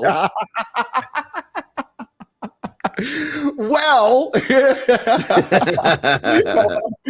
Martin, so you just didn't fall off the Apple truck yesterday, and one of the things that we pride ourselves on this show is our own mirror for our own accountability, or people in our lives. Terry keeps Johnny accountable, Lauren keeps me accountable, my own mirror keeps me accountable. Martin, who keeps you accountable? Well, it's pretty simple. It's my wife, Sue. She definitely keeps me accountable for what I'm doing. In fact, yeah. As you mentioned earlier, I had a hernia and I couldn't run for 3.5 years, and that was tough for me. I mean, I did some swimming and biking, but I had lost something, and then got through the hernia and started, slowly, getting back. And right away, Sue said to me, "Martin, you need to go. Why don't you do a triathlon?" Really? Okay, yeah. Why don't you do a triathlon? So I kind of thought, well, okay, let's look into that. And luckily, there's a half Ironman actually happening in my hometown in July, just before the gravity. Thank God, the gravity thing happens in August, right? That's that 3 seconds. Yes, exactly. Yes. Yeah. Just be careful because you might die in August. Yeah. Well, yeah, that's okay. Yeah. I don't mind dying in August. It's just I didn't want to miss the triathlon, which happens on July the 26th. So I'm feeling good now. So now, yeah, this is now I'm out training with the swimming. I'm a terrible swimmer. I got to buy a new wetsuit. So I need this super thick, like the big wetsuit to keep me floating. So I'm pumped. That's actually a smart idea, brother. Oh, I tell you, it helps. So it's Sue. She kind of keeps an eye on me. She kind of sends me out to do these things. So hey, again, you're as a young svelte man like yourself, how did you and Sue meet? Well, okay, so Johnny, we're gonna hear the facts now, brother. Yeah, this is a lovely story. So I had started running. I'd done my first marathon in 2002. I was feeling good, but I was alone. People tried to set me up on dates, and they were not very good. We won't get into that. But what I did is I went to England. Because I wanted to see my sister Jan, and she was in England, and I wanted to go to England for the Christmas of 2003. Went to England, and my sister Jan said, "You should meet Sue. You really like Sue." Well, I went there for a month, didn't meet Sue, no sign of Sue, nothing. And so we went one evening, or the evening of the New Year's Eve, December 31st, 2003. I went to a party with Jan, and she brought along Sue. and I met Sue. Sue's a retired teacher. We hit it off, but the problem was I was heading back to Canada a week in the new year. So we stayed in touch. And for 2 years, we did long distance connections. Sue came to Alberta for a visit. I went back to England. We did this 2 years. And then one day I was in England and I asked Sue to marry me and she came over to Canada. Wow. What a love story. That's awesome. Thanks for sharing that, Martin. That's awesome. Hey, good morning, everybody. Hanging out with Keith, John, and Martin this morning on Mornings in the Live with Keith, John, and friends. We're going to do lifestyle tip and reset hour 2. Hey, Martin, we have a conversation coming up in about 2 minutes around the new healthcare plan for men and just, motivating men to make some good choices in 2026. Dr. John Petrocelli is going to join the conversation. Would you like to stick around for a few minutes with us? Absolutely. I'm here. Let's do it. Johnny, we'll do lifestyle tip reset hour 2. We're going to bring in Petrocelli, Parnell, Billis, and Anderson and talk about the new healthcare plan for men. And John, it is not about going to the doctor and just getting subscription after prescription after prescription after prescription. Jimmy, lifestyle tip with John Anderson coming up right now.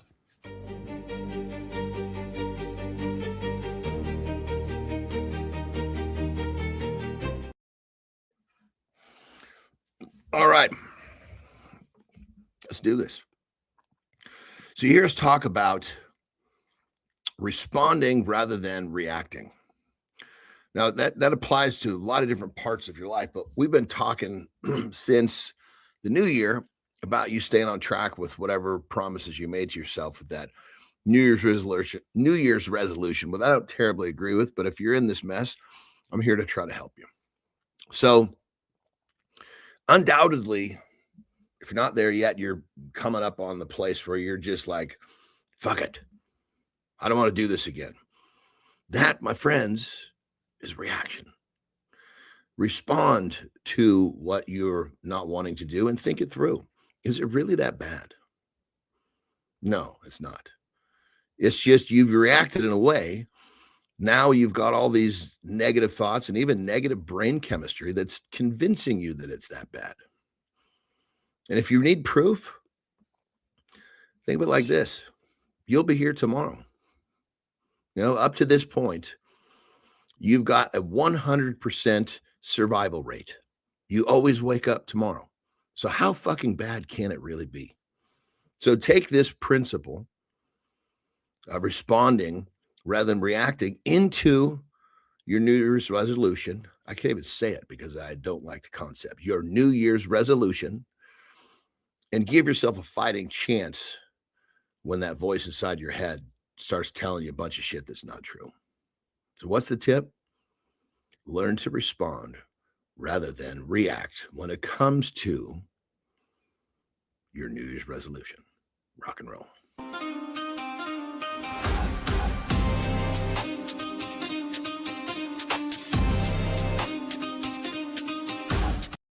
Welcome back. You're listening to Mornings in the Lab with Keith, John, and friends. And if you're just joining us, you are late, baby. You're an hour late, but hey, we're glad to have you here. I got an invitation for you. Hit that like, hit the subscribe, and come say hi in the comments. This is a live experience. It is R-rated. Sometimes it's X-rated, and we want you to be part of the conversation. Guys, wrapping it up. Recapping it up. Yes, we talked about how Tomb Raider was, hey, Petro, Tomb Raider was supposed to be a guy. Yeah, then Angelina Jolie took the role. Now Sophie Turner is taking the role. We're going to have that. We talked about that in hour 1. We also talked about how templates change, why some identities stick and why some men still feel oddly connected to stories like decades later. We broke down the viral claim. No, Earth is not going to lose gravity for 7 seconds in 2026. I think Petra would say, yes, that is bullshit. And we're going to dig into we dug into some new research showing that your muscles don't just remember your strongest moments, but they also remember your weakest: illness, injury, long layoffs, etc. And we talked about tennis keeps people younger longer. Not running, Martin, tennis. Center stage, Martin Parnell, 250 marathons in 1 year and a stroke that nearly took everything. He's going to stick around for our conversation coming up around the men's healthcare plan. And the conversation with Martin was great, man. It was a grounded conversation about resilience, memory, and how breaking life down into 10-minute chunks can carry you through moments that feel impossible. Hour 2, guys, the new healthcare plan, not insurance, not doctors, just making some good decisions. We're going to do that conversation with myself, John Petrocelli, and Martin Parnell. After that morning focus, I'm going to talk about when I had to become a speech referee. And listen, I'm a free speech absolutist. I got a little monologue coming up about how I had to struggle with moderating people's speech. My arrays are closed out. Community Corner. We're talking YouTube, Substack, and LinkedIn. Jimmy, let's get into it. Hour 2, it's going to start right now. Some men don't ignore health. They avoid it with optimization. That's me. I'll buy a device before I'll face a number. What number are you scared of? Don't answer. Just notice you flinched. That flinch is data. Men hate that part. Because data forces choices. Choices cost comfort. And comfort gets expensive fast. That's the bill nobody budgets for. So what's your 2026 plan? Are you tracking reality or tracking coping?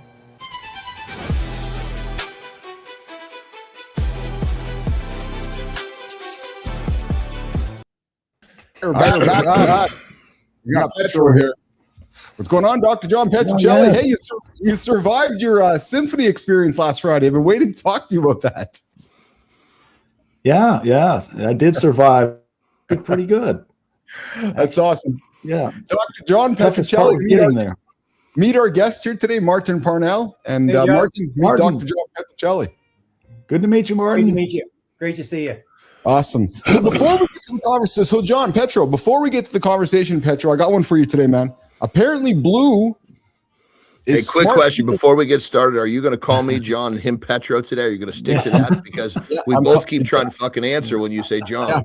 Yeah, so I'm going to go Petro. We got- Yeah, I'm gonna okay, go perfect. Petro. So we got our, let's go, baby. Now Petro and I can relax and enjoy this segment. Yeah, so Petro, I got some bullshit for us later on in this conversation for you. So apparently, blue is the smart people's favorite color. We're going to have that conversation coming up in about 50 minutes. So we know that blue is John's favorite color because he's so smart. But hey, maybe it's bullshit, maybe it's not. I don't know. We're going to have the conversation with Petro in a few moments. But before we do that, I thought we can lean into healthcare, and I'm bringing it up because, well, truthfully, it's trending. There are folks right now in America and North America talking about the new healthcare plan that's being proposed by governments, and Anderson, it just pushes everybody back to the prescription model. And I thought we can have a conversation today as we're getting into 2026 about what a healthcare plan really is. And with Parnell here and Petro here, it's about prioritizing, proactive, taking care of ourselves. What would you say to? Let's start with you, Martin. What would you say to a guy today who's like, I need to get my health in order in 2026? What's his first move? What's your healthcare plan for that guy? Well, for that guy, let's have a conversation. What are you dealing with? What do you want to do? Let's start off with, okay, you want to improve your health. Are you walking? Are you doing anything? Let's find out where that person is. And then let's look, okay, how can we move one step beyond that? Yeah. Petro, why do you do quick, Mark, we didn't find out how old Martin is. Do we know he's a savage? How old are you, brother? This is AI. Guys, this is AI. Yeah, how old are you, Martin? My 70th birthday was December 19th, just passed. Are you Very serious? nice, brother. Very nice. Oh, I thought you were 62, actually. What? I swear my notes said you were 62. Wow. Okay. No, and the reason I'm so excited about being 70 is we talked about, if I may mention, the triathlon coming up, the one with the half iron. I'm in a new age group. Oh, you're going to own that, mother. It's the first couple of years in the age group where you own it. Go get it, baby. There. And so instead of 100, 200 men, it'll be 10 of us. Very nice. I'll be on the podium. I'm going to podium. Yeah. Hey, Petro, going to you, man. You're the same demographic as all of us, except for our young man Martin here. So this may sound like an obvious question for you, but why do you do what you do? Like, why do you take care of yourself? Why do you walk to the gym and do your pull-ups and and I know it might sound obvious, but maybe there's a reason that you haven't shared with us. Why do you do what you do? Well, Petro, real quick before you start that, could you remember when he first came on? He was actually telling us that he was resisting for a while. Then you decided to finally push into it. Do you remember that, Keith? So, I do. Talk about, there must have been a transition right there somewhere. Yeah. For a long time, I was very resistant to any exercise, actually, because I thought I hated it. I was convinced because I always had to do it when, growing up and playing sports and and lifting for football and condition. I did wrestling too, and that was, I mean, I wouldn't wish that on my worst enemy. The practices that we did. And so I always had to do it. I was sort of forced to do it. And I like to compete. I live for game day. I hated practice. So for a long time, I thought, after I was out of sports that I didn't like exercise. But then I discovered just that through working out boot camp morning workouts at 5:30 in the morning with a bunch of guys that are sort of, competing and pushing. There's always someone in front of you, that you're trying to catch. I enjoyed that. And so I sort of folded that in. So I'll do lifting myself in addition to that, but I just find it fun, and I like to feel good. I like to feel good. I didn't feel good for about a decade, sort of between I'd say like 25 to 35. Yeah, I didn't physically, I didn't feel good, and I got fat. Yeah. No, 100%. Yeah, I prefer to feel good. Why feel bad when feeling good is a better option? There are better options out there. As simple as that sounds, it's so incredible to hear you say it. Anderson deals with it all the time with his clients. I know for a fact because he talks about it. But this and that's what we in this. Well, we don't talk enough about feeling good because you said, Anderson, you said it so many times, right? Where somebody who's used to feeling shitty, they don't know what feeling good feels like. Can you remember the saying? I was gonna say. I thought you cut. Let's see if you can remember the saying. But butcher it up. I'll save you. I'll save you, baby. Don't worry. Come on. Save me. No, go. Okay, it's basically what I say. What I say to my clients is, look, you don't really understand how bad you feel until you finally feel good. Yeah. Once you get there, you're not going to want to go back to this side of the fence, but we got to get you there first. Parnell, you can relate to that, can't you? Absolutely. My God. I started running at 47 and I was, I was overweight. I felt terrible mentally and physically. As a kid, I was what's known as politically, I was the huggable kid, known, I think, politically correct is fat. I was a fat kid, big chubby kid. And we use fat here. I was sports. I was picked last for any sport. But mum and dad, they really support, because I got 6 kids. There's 6 kids in my family, and they supported us doing sport, but for the love of sport. I was never in any team or anything, but I didn't start running until 47. And the change from starting, because of my challenge with my brother and then doing the marathon, how I felt physically and mentally it's like a drug. I just thought, oh my God, I can't believe just by doing this movement that I feel like this. Just like that, right? Just like that. Yeah. Movement is magic, baby. Movement's medicine. And I think that's the thing you're talking about, this healthcare plan and prescription. I totally support prescriptions for exercise. Yeah. We don't have many of those though, do we, brother? Let's get those doctors writing a prescription for exercise. Yeah. But they don't. They absolutely don't. No, they don't. That's not because Big Pharma doesn't make any fucking money with that. It's all about this, guys. You know that. Yeah. Petro, in your circles, you spend time with friends and people within your circles. Do you have some guys that you can sense are close to trying but don't know how to get over the edge to start moving, Petro? Oh, that's the majority. So we find this out with F3. You have to be invited to these morning workouts. So F3 stands for fitness, fellowship, faith. But fun. But so it starts with fitness, and you develop fellowship, and then if you have a faith, that's great too. Any faiths are welcome. But to get guys out in the morning, the first excuse is, well, I can't get up that early. I'm not going to get up. I was like, when are you going to do exercise then? I mean, you got a full, workday plan ahead, and you got family, and you barely have time for friends anyway. So these morning workouts are really my double dose of fitness social experience as well. Hell yeah, brother. Yeah, but the majority of men are not willing to get up and come out, and so we're actually struggling because we're trying to just say, come on, get out here and there's just a load of excuses, you know. But, well, you know, and the thing about that, brothers, is they believe that it's difficult only because the dipshits they're hanging around with believe it's difficult and it's convinced them. Well, it's true, 100%. You surround yourself with. I mean, when you decide, I remember when I was younger man, I said, you know, I need to define my own standard of difficulty, because if I'm fucking, you know, bopping around with this shit, I'm not going to make it anywhere. Yeah. Hey, so actually going there, John Anderson, Martin, in your journey through life, Parnell, have you moved through friends because of Anderson's point, which is absolutely. You know, when I started running, I decided to join that running club. Well, holy cow, what a group! And thank you, Petro, for talking about the 3 F's. So, you know, the friendship and the faith, and, you know, getting out there, the fellowship of having that running group. Yeah, it was important that I got the expertise to help me along my journey of, you know, of doing a marathon. But just going for that run and chatting with people who have a similar view, you're thinking, this is what a group. Yes. Like, find a group that aligns with something you hope to do. Maybe you can't do it right now, but if you get in there, the energy just picks you up, and you start to believe what you can do, what your potential is. Yes.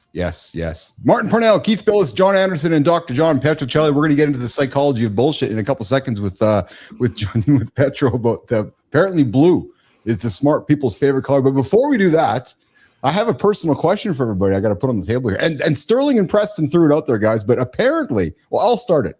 So I like to pee standing up. Martin, do you pee standing up or do you pee sitting down? I'm a multi-peer. I do both. Oh, interesting. Petro, are you a stander or a sitter? I'm probably both, but I like peeing in the pool.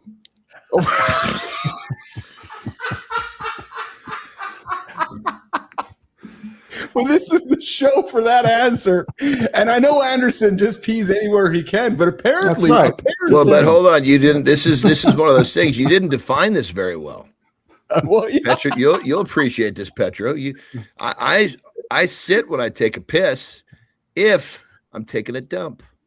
Well, hey, did you know why men shouldn't pee standing up? Did you know peeing standing up is a hygienic hazard? The UV light reveals the invisible truth. My shoes already knew that. Simply put, the stream breaks midair. Physics dictates it fragments into tiny, flying particles. Just like my hopes and dreams. The rebound splash hits 4 spots on the rim. It spreads urine far and wide. That explains the smell. That is 372 drops, potentially contaminating your toothbrush, towel, and everything else. Suddenly, I'm not brushing tonight. And 77% of guys shake after peeing, spreading droplets into a lingering sanitary residue. I just do a little dance. In Germany, sitting is the hygienic norm. It is the cleaner, considerate option. I guess I'm moving to Berlin. Look at the difference. Sitting minimizes the mess, while standing guarantees invisible splashback. I prefer the dry floor. So save your shoes and sit down. That's your Did You Know? Back to Keith and John. And please, aim.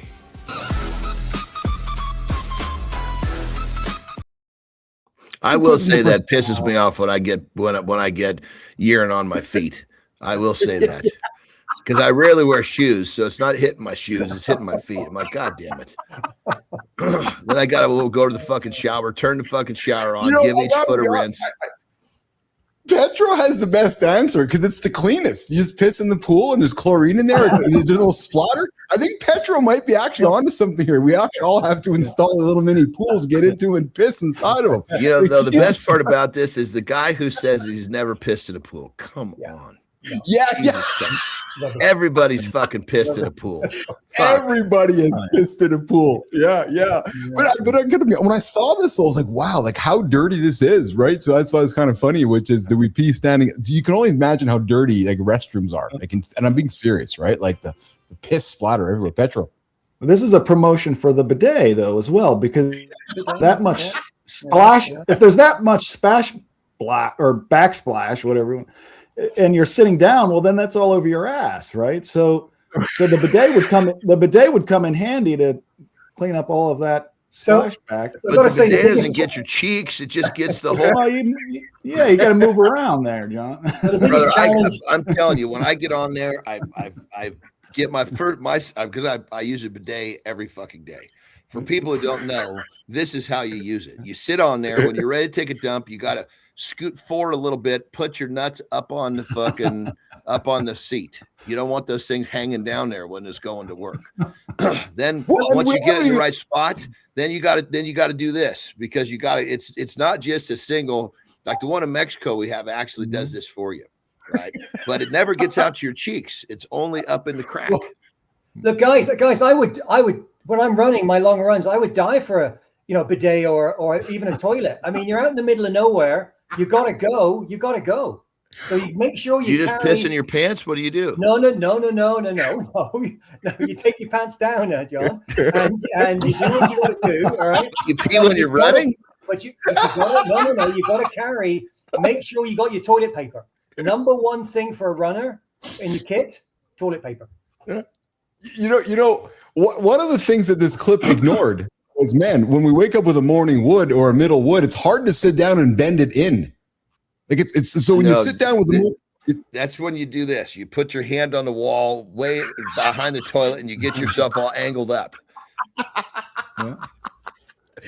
All right, continue your conversation to some BS. Petro, I'm calling you out on this one, man. Jimmy, get ready for the clip. So Petro, apparently there are some viral articles, and I know how much you love science journalism, brother. I love you so much with this one. But apparently viral articles say that psychologists and Parnell, just so you know, Petro, as I said, is a psychologist of bullshit. And he's a guest on our show a few months back, and John and Keith fell in love with him. We don't let him leave now. So every Friday we get him back here to talk bullshit with us.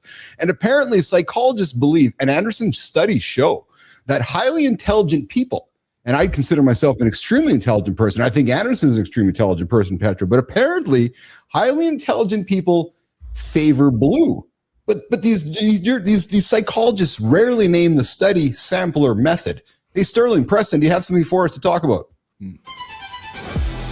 Every year, men swear it's different. Then Quitter's Day shows up.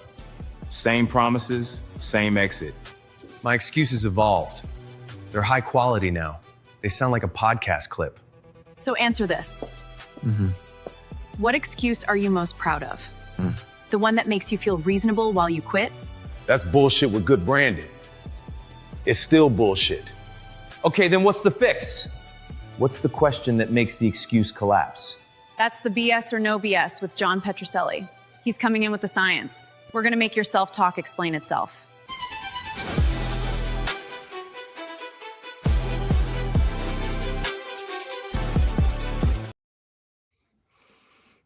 Well, I've always liked fucking red. So if it comes down to blue, I guess I'm just a dumb motherfucker. I'm green. I'm a green guy. Petro, what's yours? Yeah, I'm actually blue, like a powder blue, baby blue. Oh, I like if I'm gonna go with a blue, it's not gonna be a navy. Navy blue might be the most fucking boring color on the planet. Petro, Petro, you said blue's your favorite color. So are you serious? Yeah. So blue is stereotypically linked with calm. Well, just because the study says smart people like blue, you're like, I like blue.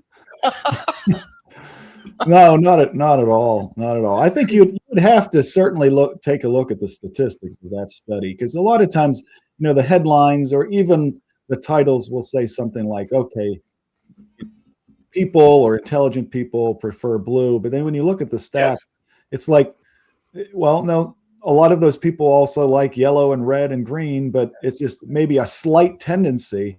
It could be like, well, maybe people say they like blue, maybe 15% of the time relative to another color that's 14% of the time, or maybe another color that's 12% of the time. And then all of a sudden they say, oh yeah, these people are blue. Yes.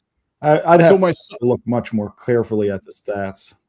I guess the summary here, Petro says that research on color shows that context affects, right? For example, certain blues can support focus or calm, but the studies doesn't show that smart people as a group prefer blue more than others. But I guess apparently that blue is stereotypically, quote unquote, is linked with calmness and logic. So there's this idea that it projects intelligence onto it, which I think one of the things I've heard in the branding marketing world, Petro, is why we see so many blue logos with brands that are trying to project calmness and serenity and logic, which is why we moved to blue. Again, whether it's BS or not, but apparently that's kind of where the psychology set, Petro. Would you comment on that? Yeah, I think there certainly are some contexts where you want that sort of emotion or that frame of mind. But certainly there would be other contexts where you don't want that. You know, I don't want calmness and serenity when I'm in a boxing match, right? You know, maybe red is the right color there, you know. Yeah, so there you go. It's a bullshit article. It's, you know, I thought I'd throw it out there because blue is not for Intel. I'm a red orange guy, so there you go. It's my favorite color. I like my red and oranges. So Petro, one of the things I like to ask you as you hang out with us every Friday is, and Martin, we'd like to ask Petro, but his observations from the week. I know you tune in regularly. Thoughts on yesterday's guest, Martin? We had a guest who got into a shipping container, Johnny and Anderson, and he ran for 24 hours straight. Petro, in the thoughts dark, on that? in the dark with no screen. Yeah. There was Petro. not even, he didn't even know he'd been there for 2 hours or 20 hours. He didn't have a true gauge. It was just, he was in there fucking running in the dark until they opened the doors. That's, you know, guys, that's incredible. I mean, just imagine doing that. The closest I've come to it, and it relates to tennis.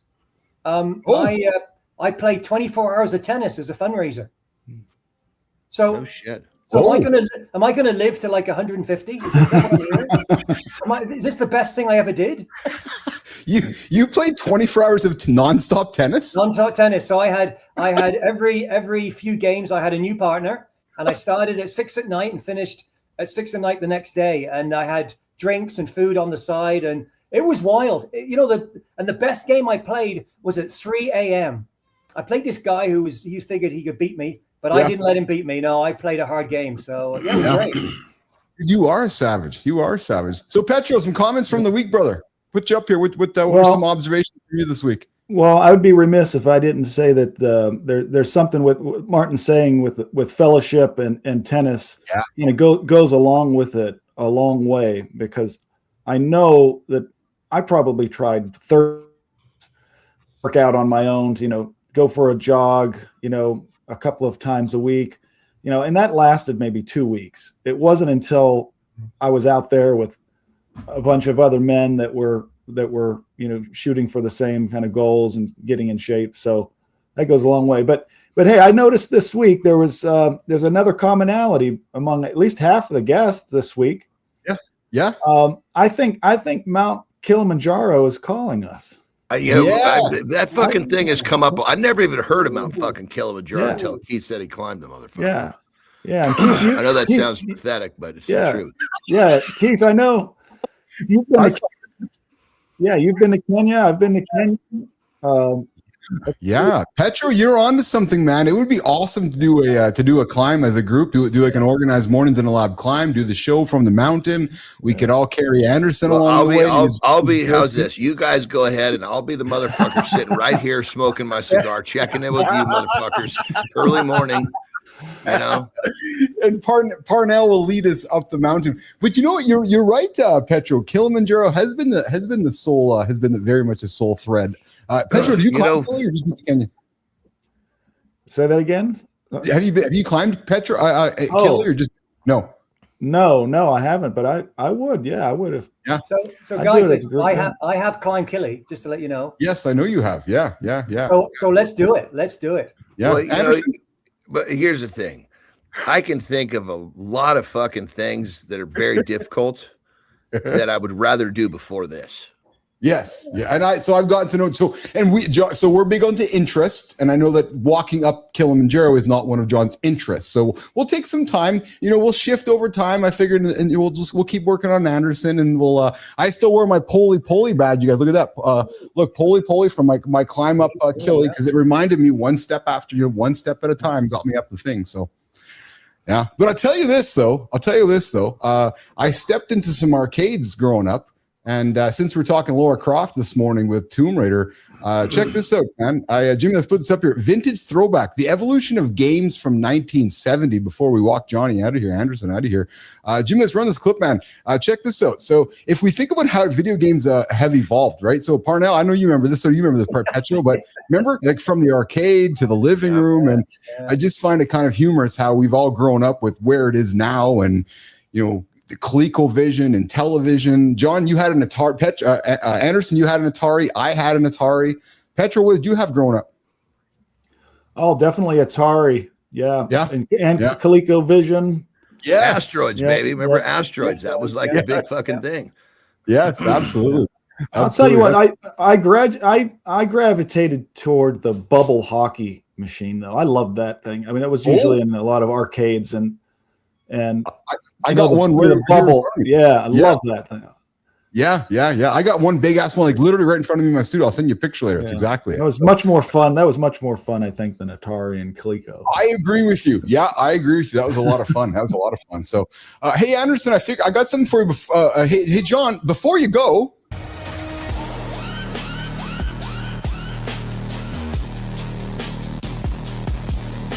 John, before you go, quick question. When a chase pops up, what are you rooting for? Safety or spectacle? Because there's a device that stops a car without ramming. It's real, and it looks boring.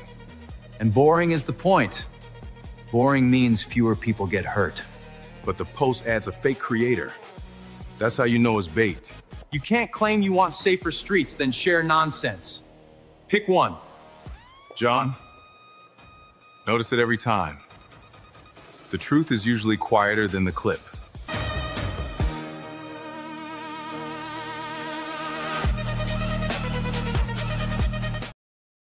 So I figured I'd throw something on the screen here that we know Terry drives Anderson when they're driving here. So I figured if Terry's trying to outrun the cops, Johnny, just here's how they might stop you. So there's a new device. Instead of ramming people off the roads, watch this, man. It's pretty cool, actually. They grab the tires and it slows the whole vehicle down, and it's like John Anderson. It's like Kit. It's like the talking car that I know you love. It shoots out the grapple and it stops the vehicle. So I figured as you were driving down to Mexico, if Terry was getting out of hand, you can just show her the video and say, "Terry, slow down," because there's some guys She who might fucking drives so fast. I'll be in that fucking police vehicle. Try to slow her down. Fuck, the last time she got a ticket, she was doing like fucking 100 and almost 20 miles an hour. What? And yeah, fuck, man. I was like, she's like, I got a ticket. I'm all, Jesus Christ, here we go. You know, at one point, this is probably a decade ago, she had so many fucking tickets, we couldn't get the car we wanted because the insurance, they wouldn't insure her. Yeah, so fucking. So she basically says, you know, some guy was, because I mean, I give it to her sometimes, you know, you get these fucking dudes on the road who will, you know, they're just kind of, they see a pretty girl in a cool car. And, but this time she was in the G-Wagon. So she tries to fucking flip that excuse. I said, look, nobody can see inside the G-Wagon. That excuse doesn't work this time. But I guess she was fucking outrunning somebody and the fucking cop pulled her over. And he's like, Jesus Christ. He goes, I barely fucking caught up to you. You know, it's like, what were you doing? You know, because I guess she fucking tags it to get away from whomever and just decided that it needed to go almost 120 miles an hour to get away. Well, the cop was like on the side of the freeway and sees her fucking blasting off, tries to chase her down. And he was like, thank God she gave him a good smile because fuck, she could have gone to fucking jail for something. Oh my goodness, John! We know Anderson's sitting in the passenger seat, just nodding kindly. No, I wasn't in the fuck off. I wasn't in the car. Are you out of your fucking mind? I'd have told her, what are you doing? Fuck, man. Yeah, no. When I'm in a car, when she transverses, but when she went 90, that's her top. She goes 91. I'm barking. Oh yeah. Hey, before you guys all go here, I got a really warm story to quickly share. So Dwayne Johnson, The Rock, I always love when he does his crazy things, and I found a really cool clip. Check this out, guys. So here's the story. He's walking this young man into this house, and he's showing the house, and he's walking him around, and he's pretending that the house is for a friend of his, and he's a UFC fighter. This guy won his first match. And then he's telling him to look at the pictures on the counter there. And he picks the pictures up and he's like, that's my family. And he's like, yeah, here's the keys to your new house. And Dwayne gave him the house, and it was a. Bring you here.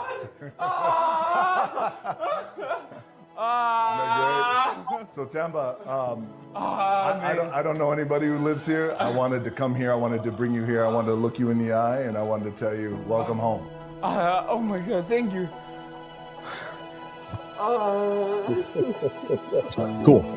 So, you know, I don't chase celebrity culture. It's you know, we all put our pants on the same time, but I do enjoy when we have people in certain positions in life that can have impact on others. And when you see moments like that, that's exceptional because, you know, when people achieve certain things and you have the ability to do things like that, I think it's wonderful to share that. So I thought that was pretty cool to, you know, walk somebody in. Doing something like that feels so fucking good. You know? Yes, Anderson, doesn't last it? Right? Week, my best friend from is a huge part of who I am because we were weight training partners early on. Yeah. And he's got a great life. He loves his life, but he became a teacher. And as we all know, teachers in America don't make a shitload of money. And so, you know, I just last week I gave him a present. He was just like fucking jaw dropped, and it was just like it just felt. I mean, he was very thankful, but I was the one on the long end of the stick because it just made me feel so good. Yeah, that's awesome. I love sharing stories like that because that's what it's about. So, all right, guys, before we get out of here, hey Parnell, what do you got going on this weekend, brother? What are you training for? You got your marathon, coming up. I'm going to have a nap after this. I'm going to have a nap, and then I'm going to head out with my wife Sue. We're doing a day out. We're going to head out. We're going to go for a walk. We're going to catch a movie. We're going to see Marty Supreme, the table tennis movie. So I'm pretty excited about that. Well, I've heard that that's the guy. I've heard he gets to Japan somehow and finds a way to make it. Yeah, it's apparently a crazy movie. So yeah, we're gonna have a real nice day together, Sue and I. That's awesome. That's awesome. Petro, do you got any symphony on the agenda tonight? I got to tell you, Petro, I was in my living room when I saw your text last Friday. I fucking started laughing out loud. Lauren's like, "What are you laughing at?" And I'm like, "Oh." Well, you know, I think what you got to do, Petro, you got to get some symphony without the symphony is what you need. Yeah. Exactly. Yeah. What do you got going on this weekend, brother? Petro, what do you got going on? Well, I would actually like to see that Marty movie too. Yeah. I want to see that. Yeah. But with all this talk about doing stuff for 24 hours, I usually do my row machine for like 8 minutes and then mixed with other cardio. I think I'm going to try the 24 minutes. 24 rowing. I'm going to go for 24 minutes today. Oh, I thought you were going to say 24 hours on the floor. No, 24 minutes. Yeah. Yeah, Anderson. So yeah, Parnell plays tennis for 24 hours. We had a guy in the show ran in a shipping container for 24 hours. Maybe we should try to, hey, Ann, maybe we can find Jimmy. Go find us a guest that masturbates for 24 hours. That could be interesting. See what happens there. Dude, oh God. You're sitting there thinking masturbate. I'm sitting there thinking hump. See, that just shows the dynamic between the two of us here. Yeah, yes, that's exactly Jesus Christ. The first knee reaction, our brains moved at the exact same time. I'm thinking hump. I'm thinking, Jesus Christ, I'm going to be really raw. He's thinking, trying to find a guest that's going to jerk off for 24 hours. That is exactly why we're the perfect duo. I'm convinced that Keith and John Anderson grew up in very parallel lives, actually, in Canada and California. They just didn't know each other along the way. The biggest fucking difference was I didn't have scrotum holding in my childhood like you did. This is true, yeah. And then I'm also convinced that this fellow named Petrocelli has been in our lives as well for the last 50 years, somewhere along the way too, which has been awesome. So, Parnell, you're a savage, man. Thanks for joining us on the show here today. You are an absolute savage, man. You are a lot of fun.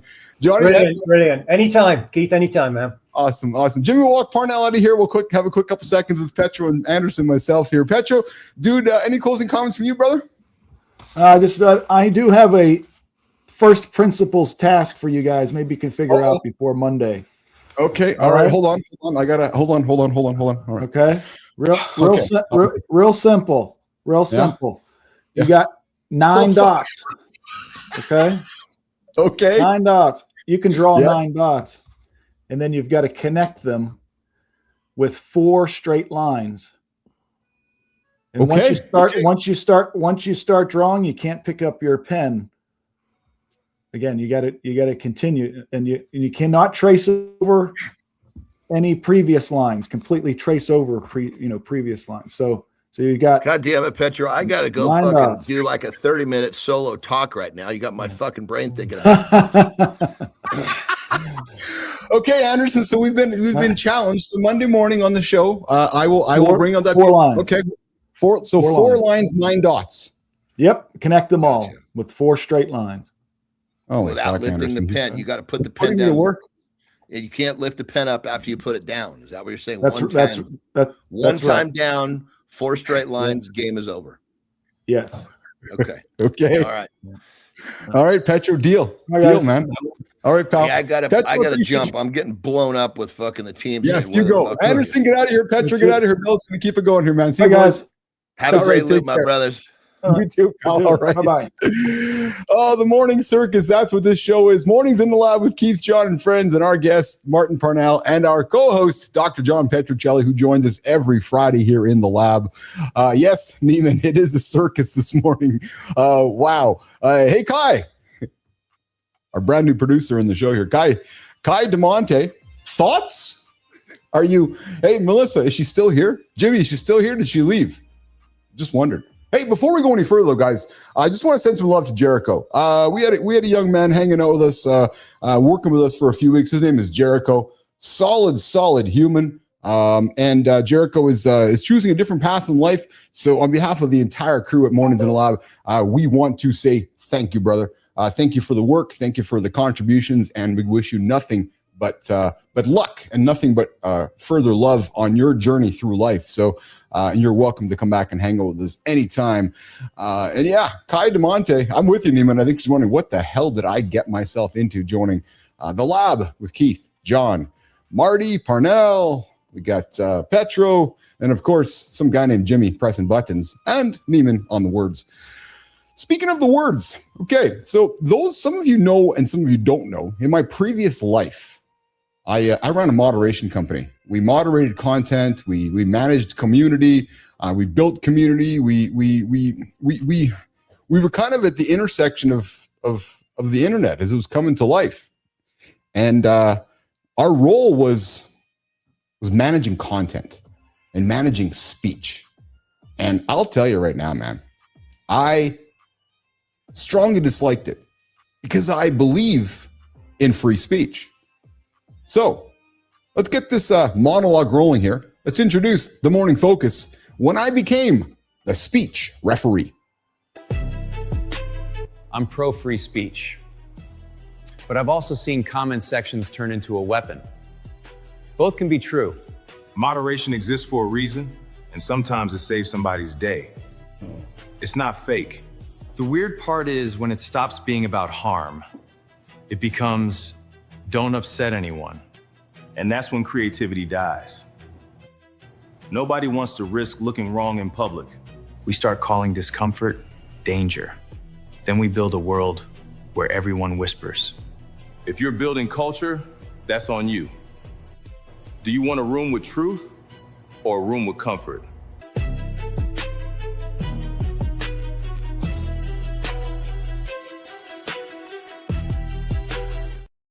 So some people are going to agree with me, some people are disagree with me, and some people aren't going to like what I have to say. And that's all right, because I've always said that this show is not for everyone. It's not. It's for those that need some help getting up, getting after it, and achieving some big-ass goals. And one of the ways that I want to continue sharing myself with you is through my points of view and through some of my monologues. And today I want to share with you when I became the speech referee.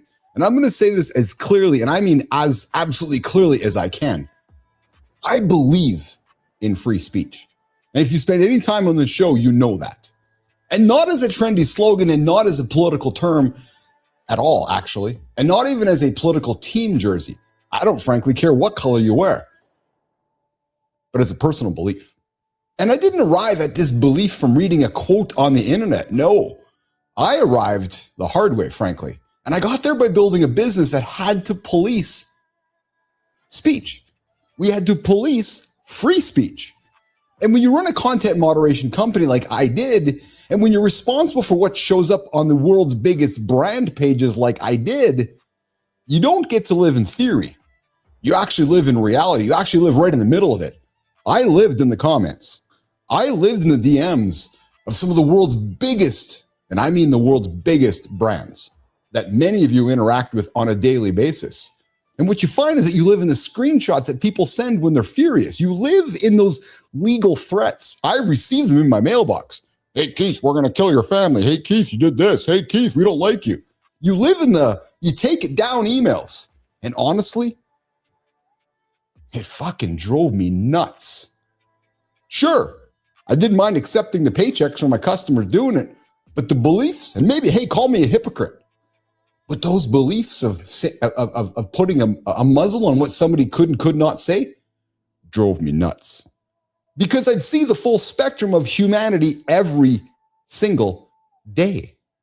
There's people that are hilarious. There's people being brilliant. There's people being creative. There's people being absolutely raw. There's people broken, cruel, disgusting. Oh man, I've seen some of the most disgusting content you can imagine, and I've seen people being lost. And then during all of it, the job was this: decide what stays and what doesn't. Really? You mean I'm the police? You mean I'm deciding what you can see? I'll tell you right now, that is a weird place to be as a human being. That is unequivocal power. But it's not the kind of power you can imagine. It might not be the kind of power you actually want. Because the moment that you're the referee, think about that. The moment that you're the referee, you're no longer just building community. You're actually shaping the discourse. You're shaping what your reality looks like for other people. I was shaping the reality for millions of people. Messed up. I found myself deciding what was acceptable and what that meant at scale. Messed up.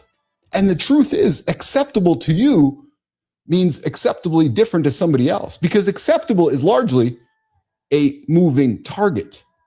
It changes by brand. It changes by country. It changes by moment. It changes by second.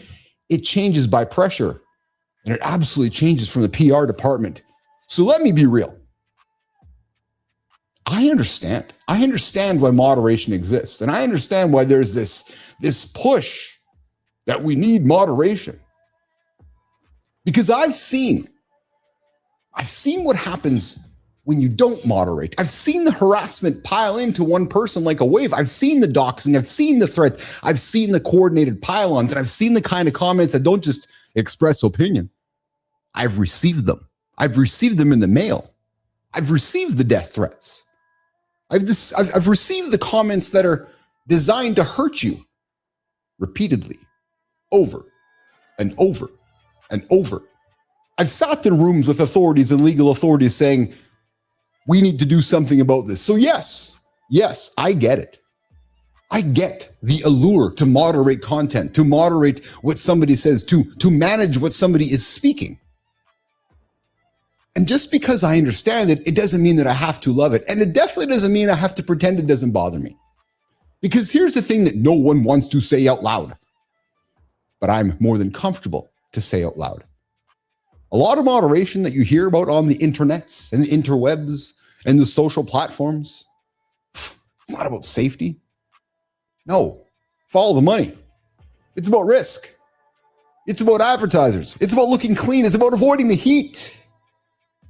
That's where I start to get uncomfortable. Because when the priority becomes, well, Keith, you can't offend somebody. What you really build is a world where nobody gets to say anything real. Fuck that. I'm allergic to that. No. I grew up falling in love with culture through media. That's what I'm building here.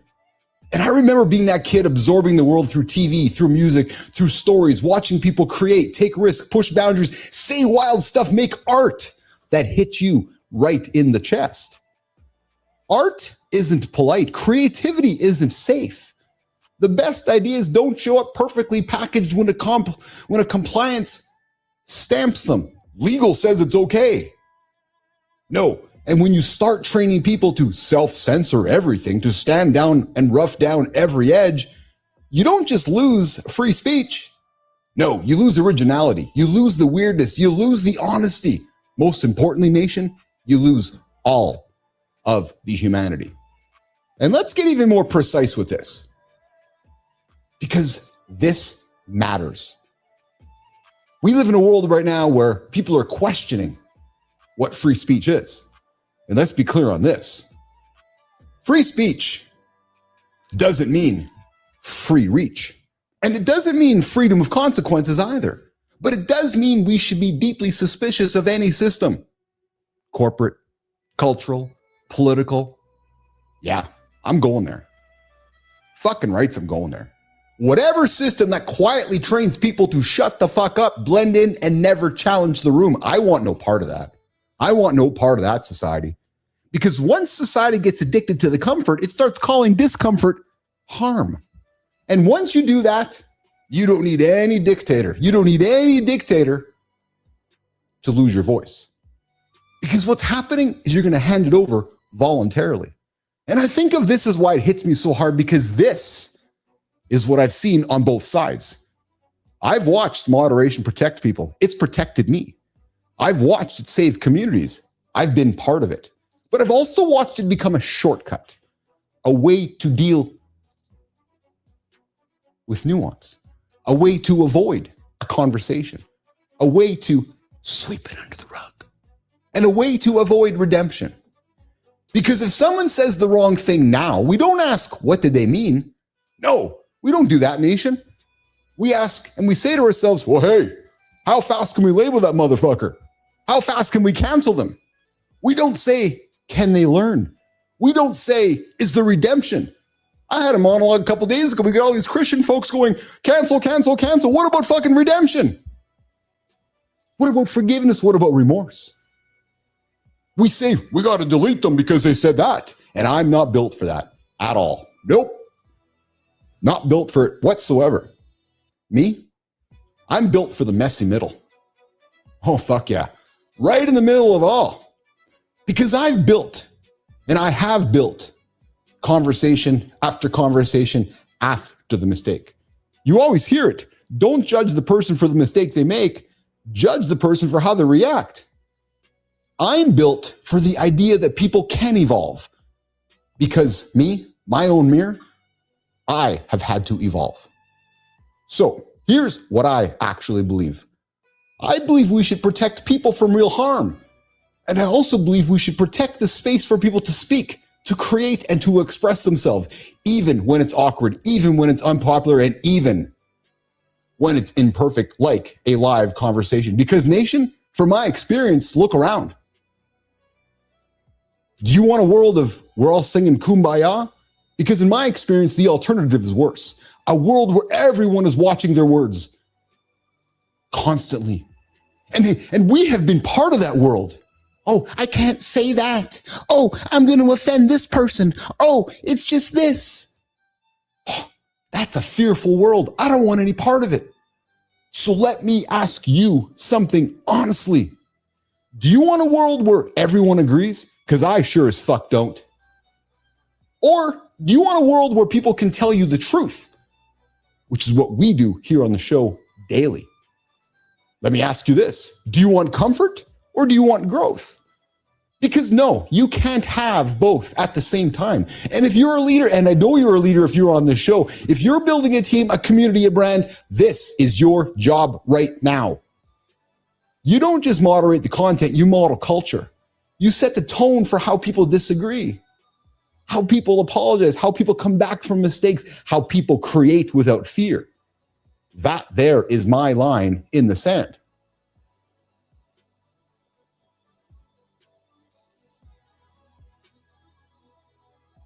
I'll always fight for the room where humans can really talk. I'm passionate about that. And I'll always fight for artistic and creative freedom. And I will always fight against the quiet, polite erosion of the motherfucking truth. Because I've been in the middle of it. I've been in the middle when speech gets managed and pushed into submission. I have been the guy, unfortunately, I've done it. And it doesn't create peace. It creates silence. And it's not a silence that I want to be a part of. Because what I've learned, silence doesn't fix anything. No. Silence just hides it. And that in itself is a true motherfucking story.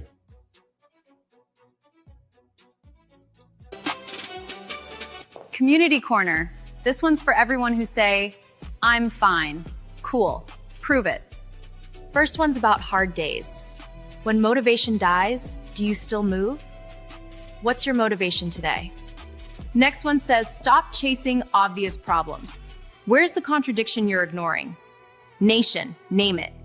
What truth are you not saying to your parents? Nation, what's the first step? Let us know in the comments. Back to you, handsome chief.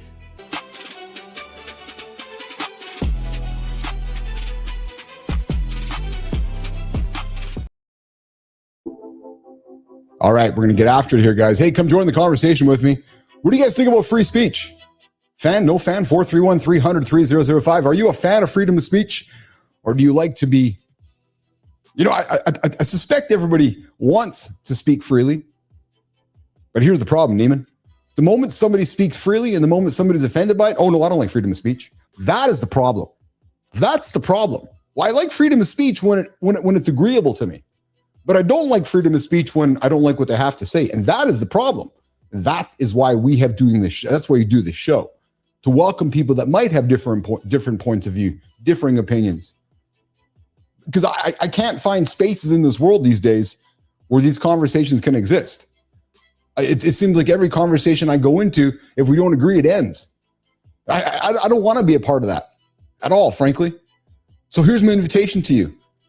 If you disagree with anything or everything that I say, please come to the show. Let's talk about it. Let's have a coffee. Let's handshake. Let's put some respect on the table and have a wonderful conversation. Hey guys, over on YouTube, mental toughness isn't optional anymore because Ben Lionel Scott, he compiled a 10-minute motivational video with voices like Ed Milet, Andy Frisella, David Goggins, Jocko Willnick, John Anderson, Keith Billis, producer Jimmy. One message: hard days are the proving ground where champions are made. Think about it. Self-discipline beats motivation every time. We know this, guys. Motivation, fleeting. Real progress comes from treating discipline like a non-negotiable, especially when you're tired, especially when you're hurt, and especially when you're discouraged. Because the shift, well, it decides long before the battle. Make that pre-decision so that when things get hard, you already know the answer. You go harder and you build rituals so that under those pressures, you resort to action, not to avoidances. How many folks have we had in this show that have gone through difficult times? Hey, Jimmy, what have they used? They've used their non-negotiables to get it through. They've used their routines to get them through. They were prepared for when the moment happened. They just went into mode. Okay, things are hard. I got my discipline because I've been doing this over and over and over. So make that pre-decision today so that when you go through something hard, you know what happens? You get through it. You don't give up. Your brain's like, yeah, I've been there. I've done this before. Because my mental toughness isn't optional. Break it into some small units. You heard Parnell today, 10-minute chunks. Maybe it's a 1-minute chunk. All right, let's keep it going here, guys. Let's go over to Substack because Substack, we got somebody on Substack that's all about stop chasing obvious problems. Mike Maples, he says that most startup advice pushes founders towards conventional problems that only lead to incremental improvements and crowded competition. The real breakthroughs, they come from contradiction situations where reality and the prevailing explanation diverge. Here's an example. Think about Airbnb, you guys.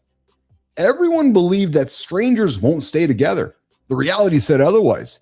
That contradiction, it created a monopoly window, and look at Airbnb today. The same principles apply to your life. Guys, stop chasing obvious pain points everyone else is already solving. Hunt for the contradictions. Look for the contrarian points of views. And ask yourself this: where does everything and everyone believe one thing? And then do something different. Look at all the fish swimming in that direction. And then you know what you do? You go in the other one. Because that conventional thinking is going to keep you in that crowded space with all that fish going that way. You know where you're going to end up? You're going to end up in the motherfucking stands. When I know you want to end up on stage. So, embrace the contradiction. Because that contradiction is going to give you some uncrowded territory to build in. All right, let's continue on LinkedIn, guys. Making peace with where you came from. I like this one. Do you know where you come from? And not the stork. I heard a good joke. Hey, mom, who fucked the stork? Hey, Mike Giovanni says, a variable reflection raised by his mother after his biological father left and stepfather stepped in. Or bonus dad, as I like to call myself. Only becoming a father himself helped him group how hard parenting truly is. He no longer labels his parents as good or bad. That's good. He focuses on honoring them while recognizing his own unhealed pain.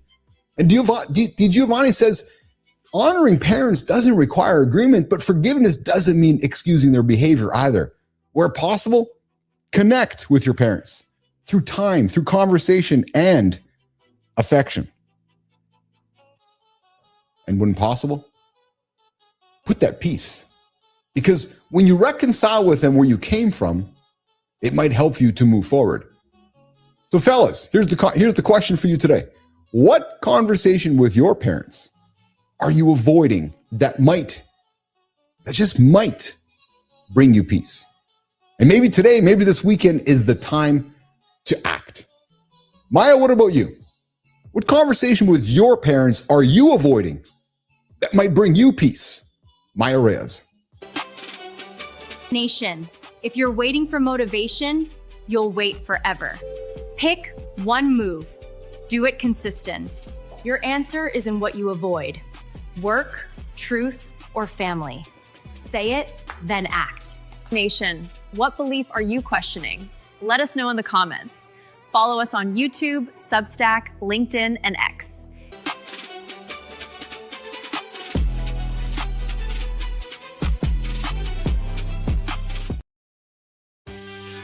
All right, guys. Hey, we're wrapping it up. Today was about systems. Johnny loves systems. He does. Not motivation, not fear. No. Mother systems. Yeah. We started by pulling apart the stories we inherit from pop culture to viral rumors to what our own bodies remember. True story. Even what the hell is this? What are these outro words? Yeah, we got Martin Parnell here on center stage. I don't think we talked much about systems today. We talked about Lara Croft. We talked about the new healthcare plan. We talked about the world ending in August of 2026. So I'm not really sure who created my words for the outro today, but I think that our words got a little bit messed up. Parnell was here. Savage. The guy's 768 years old. Yeah. True story. I'd invite you guys to go back to this one. Deep Dive made it clear most men don't need another appointment. No, we just need to do something. Most men need a healthcare plan that lives in their calendar, which is habits and daily systems, prevention over panic, proactive over reactive. Guys, I got into morning focus here today. Took it inward, took some responsibility around speech. Yep, took a look into my old world. Talked free speech today. True story. Hey guys, big thanks for hanging out with us today and for hanging out with us all week. Yep. And hey, just a heads up, guys. August 12th, 2026. No, world is not ending. True story. And hey, tennis. Yeah, it's okay, Neiman. It's okay, Neiman. I got all the outro in my head here. There's no worry. It's okay. I'm just doing it for you. It's all up my skull here. Yeah, just coming out of my head. It was tennis. It was Lara Croft. It was, hey, Jimmy, it was just this and that. So what the hell is Neiman doing, Jimmy? I don't know. We'll blame it on Jimmy. It's okay. We'll blame it on Jimmy. Hey, coming up next week, Hamish Noah, whose life includes this dude survived a hijacked airplane as a kid. Decades of addiction. What? Late stage HIV/AIDS diagnosis? Wow. And a complete rebuild. We got Hamish Noah joining us on Monday.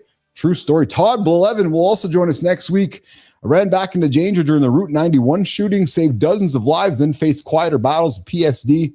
Man, we got Gwendolyn Dolsky to explore the hidden philosophy behind AI, love, and good life. We got Greg Scheinman, who built his life after addiction. Man, we got a lot of great guests coming up in the show next week. But before that, we got 48 hours of spending those time together. So if you're missing myself and Anderson, you guys can come find us on the Mornings in the Lab live network, mitl.network, or of course, Mornings in the Lab over on YouTube, LinkedIn, and Substack. All right, guys, don't hit the snooze button on your life. Don't hit the snooze button all weekend. You are going to be behind. There it is, guys, mitl.network. You'll find our show. You'll find Kindness Rising show. You'll find brand new Jason Hewlett show dropping next week. You'll find Cheryl Whitaker show dropping in a couple weeks. So I invite you guys, check it out. mitl.network will get you into the lab. Guys, we'll see you in less than 48 hours where we call Mornings in the Lab with Keith, John, Melissa, Jimmy, Kai, Marty, everybody else, live, 8 o'clock, YouTube, LinkedIn, and X. We'll see you guys on Monday. Boom, boom. Jimmy, get me out of here.